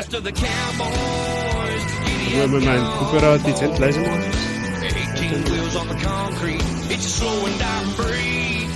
Oha! Aber der gut zu Fuß. Oha, in 8 Meter Höhe, ja, da hast du, wenn du befragst, sogar 8 Döner verdient. Pro Meter einen, wenn du befragst. Ja, pro Meter einen Döner, ich glaube, das ist zauberhaft. Hast du auf alle Fälle. Ja, jetzt kommen wir noch nicht zum Schluss, ich weiß auch nicht, was ist mit euch. Ich weiß halt auch nicht. Oh, Prof, gut, dass du da bist. Sei habe ich dir. Prof, gut, dass du da bist. Ich sag's gerade, merci, dass du dein Geschenk aber vom Gut zu Fuß verlängerst. Vielen lieben Dank. Ich hab's schon gesehen. Ich weiß zwar nicht, warum kein Alert nicht triggert, aber ne, danke dir, Prof. Weiterhin willkommen in der Basi-Gang. Und das ist gut, dass du da bist, weil, Prof, dein Wunschgame habe ich nach wie vor auf dem Schirm. Wir werden dein Wunschgame auch definitiv spielen. Aber nimm das, was du übel nehmen, wenn ich es ein bisschen nach hinten ziehe, weil ich ganz ehrlich an Lords of the Fallen ein bisschen dranbleiben darf. Wenn das für dich in Ordnung ist. Wir spielen es auf jeden Fall. Brauchst du überhaupt nicht, aber deine Punkte werden auch bis weiterhin nicht abgezogen. Die Belohnung bleibt natürlich erst einmal bei uns auf dem Schirm. Also Mods, bitte nicht am Prof seine Belohnung schon abhageln. Lasst ihm die Punkte nach. Ne? Bleibt noch offen. Kein Problem, vielen lieben Dank. Das ist sehr, sehr zauberhaft. Für 3 Monate sogar, dann sage ich ein dreifaches Danke für deine Verlängerung für die nächsten 3 Monate. Ne? Vielen lieben Dank. Beim Sex magst du auch nicht am Anfang kommen. Der war jetzt gar nicht einmal so schlecht sein. Der war jetzt gar nicht einmal so schlecht. Da hast du nicht Unrecht. So, war gut, schönen Abend hat's. Nein, right now, danke dir fürs Dasein. Auch dir nochmal ein Dankeschön fürs Following. Schön, dass du da bist. Generell an alle Neuen, die heute dabei waren. Ja, falls noch einer im Löck ist, schau mal, ob du noch folgen kannst. Mach's dann right now und an Pillar noch. Folge mal kostenlos ein. Ich glaube, so ganz so verkehrt, ich mache es nicht. Ihr werdet überwiegend solche Spiele sein. Story-Spiele, Soul-Spiele, ab und zu haben wir ein wenig Pokémon. Ja, also bei uns ist alles bunt gemischt. Das Einzige, was nicht sein wird, sind Ego-Shooter, sowas wie CSGO oder Modern Warfare und so ein Schmarrn, das spiele ich nicht. Also wenn ihr Bock auf Story und Souls-Content habt, gern kostenlos einer von ihnen, kostet nichts, aber da hat man unfassbar schwach. Monkatz, habe ich dir. Ja, du kommst leider zum Schluss. Ich hoffe, dir geht's gut. Gut. Freunde der Sonne. Was bleibt mir sonst da? Ich sag, also wie gesagt, ich weiß, heute haben einige Tode drauf zum Sein gewesen. Ich bin teilweise wirklich ein bisschen planlos durch die Gegend gelaufen, aber ich glaube, das glaube ich ist mir verziehen. Wie gesagt, ich kenne das Spiel nicht, ich muss auch erst noch ein bisschen einfinden in das Ganze, weil ich halt wirklich absolut keinen Plan nicht habe, wie das Spiel aufgebaut ist. Ja? Wo musst du hin, wo sollst du nicht hin? Ja, wir haben halt 2-3 Mal in der Gegend reingelaufen, wo wir definitiv nicht hin sollen. Wie funktioniert, wo es mit einem Aufwerten und so weiter und so fort, muss ich erst alles kennenlernen. Ist ein bisschen anders tatsächlich. Was heißt anders? Es ist schon gleich wie andere Souls-Spiele, aber es ist anders aufgebaut, sagen wir es so. Also bitte verzeiht mir da den einen oder anderen Fail halt und verzeiht mir es auch, wenn ich so ein bisschen in Gedanken versunken bin, wenn ich zwischenzeitlich im Stream mal nichts schmerz oder wenig schmerz, weil ich mich halt dann einfach auf die Situation konzentrieren muss. Alle, die Souls-Spiele spielen, die wissen, was ich meine, da musst du dich manchmal wirklich richtig konzentrieren, damit du jetzt da nicht unbedingt gleich aufs Maul kriegst, so auf die Art. Und du musst halt ein wenig, vor allem wenn du halt die Welt nicht kennst, du musst auf jeden Schritt aufschauen, oft einmal, gerade in so einem Gebiet, wie es heute gewesen ist, da wo du halt unfassbar schnell einfach irgendwo runterfallen kannst. Von daher glaube ich, ist das glaube ich schon in Ordnung, so wie es gewesen ist. Aber es ist wirklich gut zum Zuschauen, ein bisschen viel Glocken, aber sonst ja, mir, weißt du, Leute, es wisst ihr eh, mir ist das viel, viel wichtiger, dass ihr sagt, es gefällt denkt, wenn es zuschauen könnt, oder es gefällt euch das, was ich da mache. So ist beim der Fight, der hat es vorher einen Chat geschrieben und Birgit hat es vorher einen Chat geschrieben und Twifi jetzt halt auch. Es ist wurscht, was ich da spiele, auch wenn es mit Souls nichts anfangen könnt, mit Souls spiele, aber Hauptsache es gefällt denkt, was ich da betreibe, dann ist das schon Lob genug. Ja? Ihr müsst es eh nicht selber spielen, ich spiele es dafür für euch, ich versuche es so gut wie möglich für euch zum Spielen, ich versuche es so gut wie möglich rüberzubringen, ich versuche eng so gut wie möglich zum Unterhalten, und wenn ihr dann am Ende des Tages sagen könnt, jawohl, passt, hat Spaß gemacht, alles richtig gemacht. Absolut alles richtig gemacht, würde ich sagen. Ne? Mir geht's gut, danke, ich hoffe euch auch. Ja, alles soweit gut. War ein bisschen Stressigkeit vom Stream her, also vom Spiel her, so muss ich sagen. Aber ansonsten, alles tut die fein, schön, dass bei dir alles passt. Da ich das eh nicht spielen kann, ist schön, dass man das gemütlich anschauen kann bei dir. Und ich dafür schwitzen muss. Verstehe ich schon. Na, passt. Ist ja eh recht. So. Ne? So, Leute, jetzt muss ich aber mal schnell kurz schauen. Nur mal ganz kurz schauen.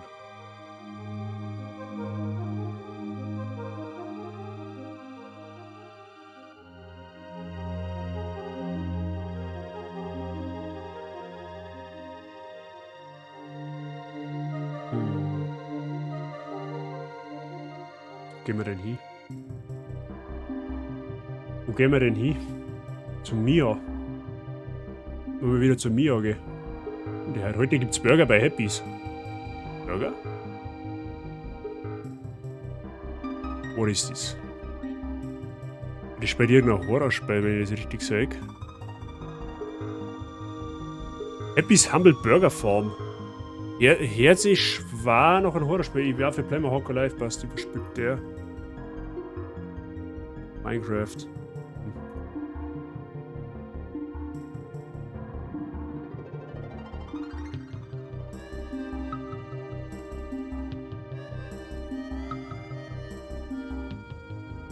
Alex war online.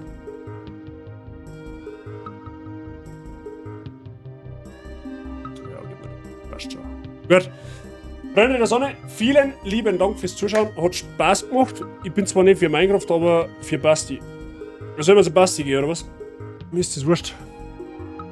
Dann gehen wir zum Basti, kein Problem damit. Schaut wahrscheinlich nicht, ja. Gut, Leute, vielen lieben Dank fürs Zuschauen. Hat mich gefreut, schön, dass du da wart.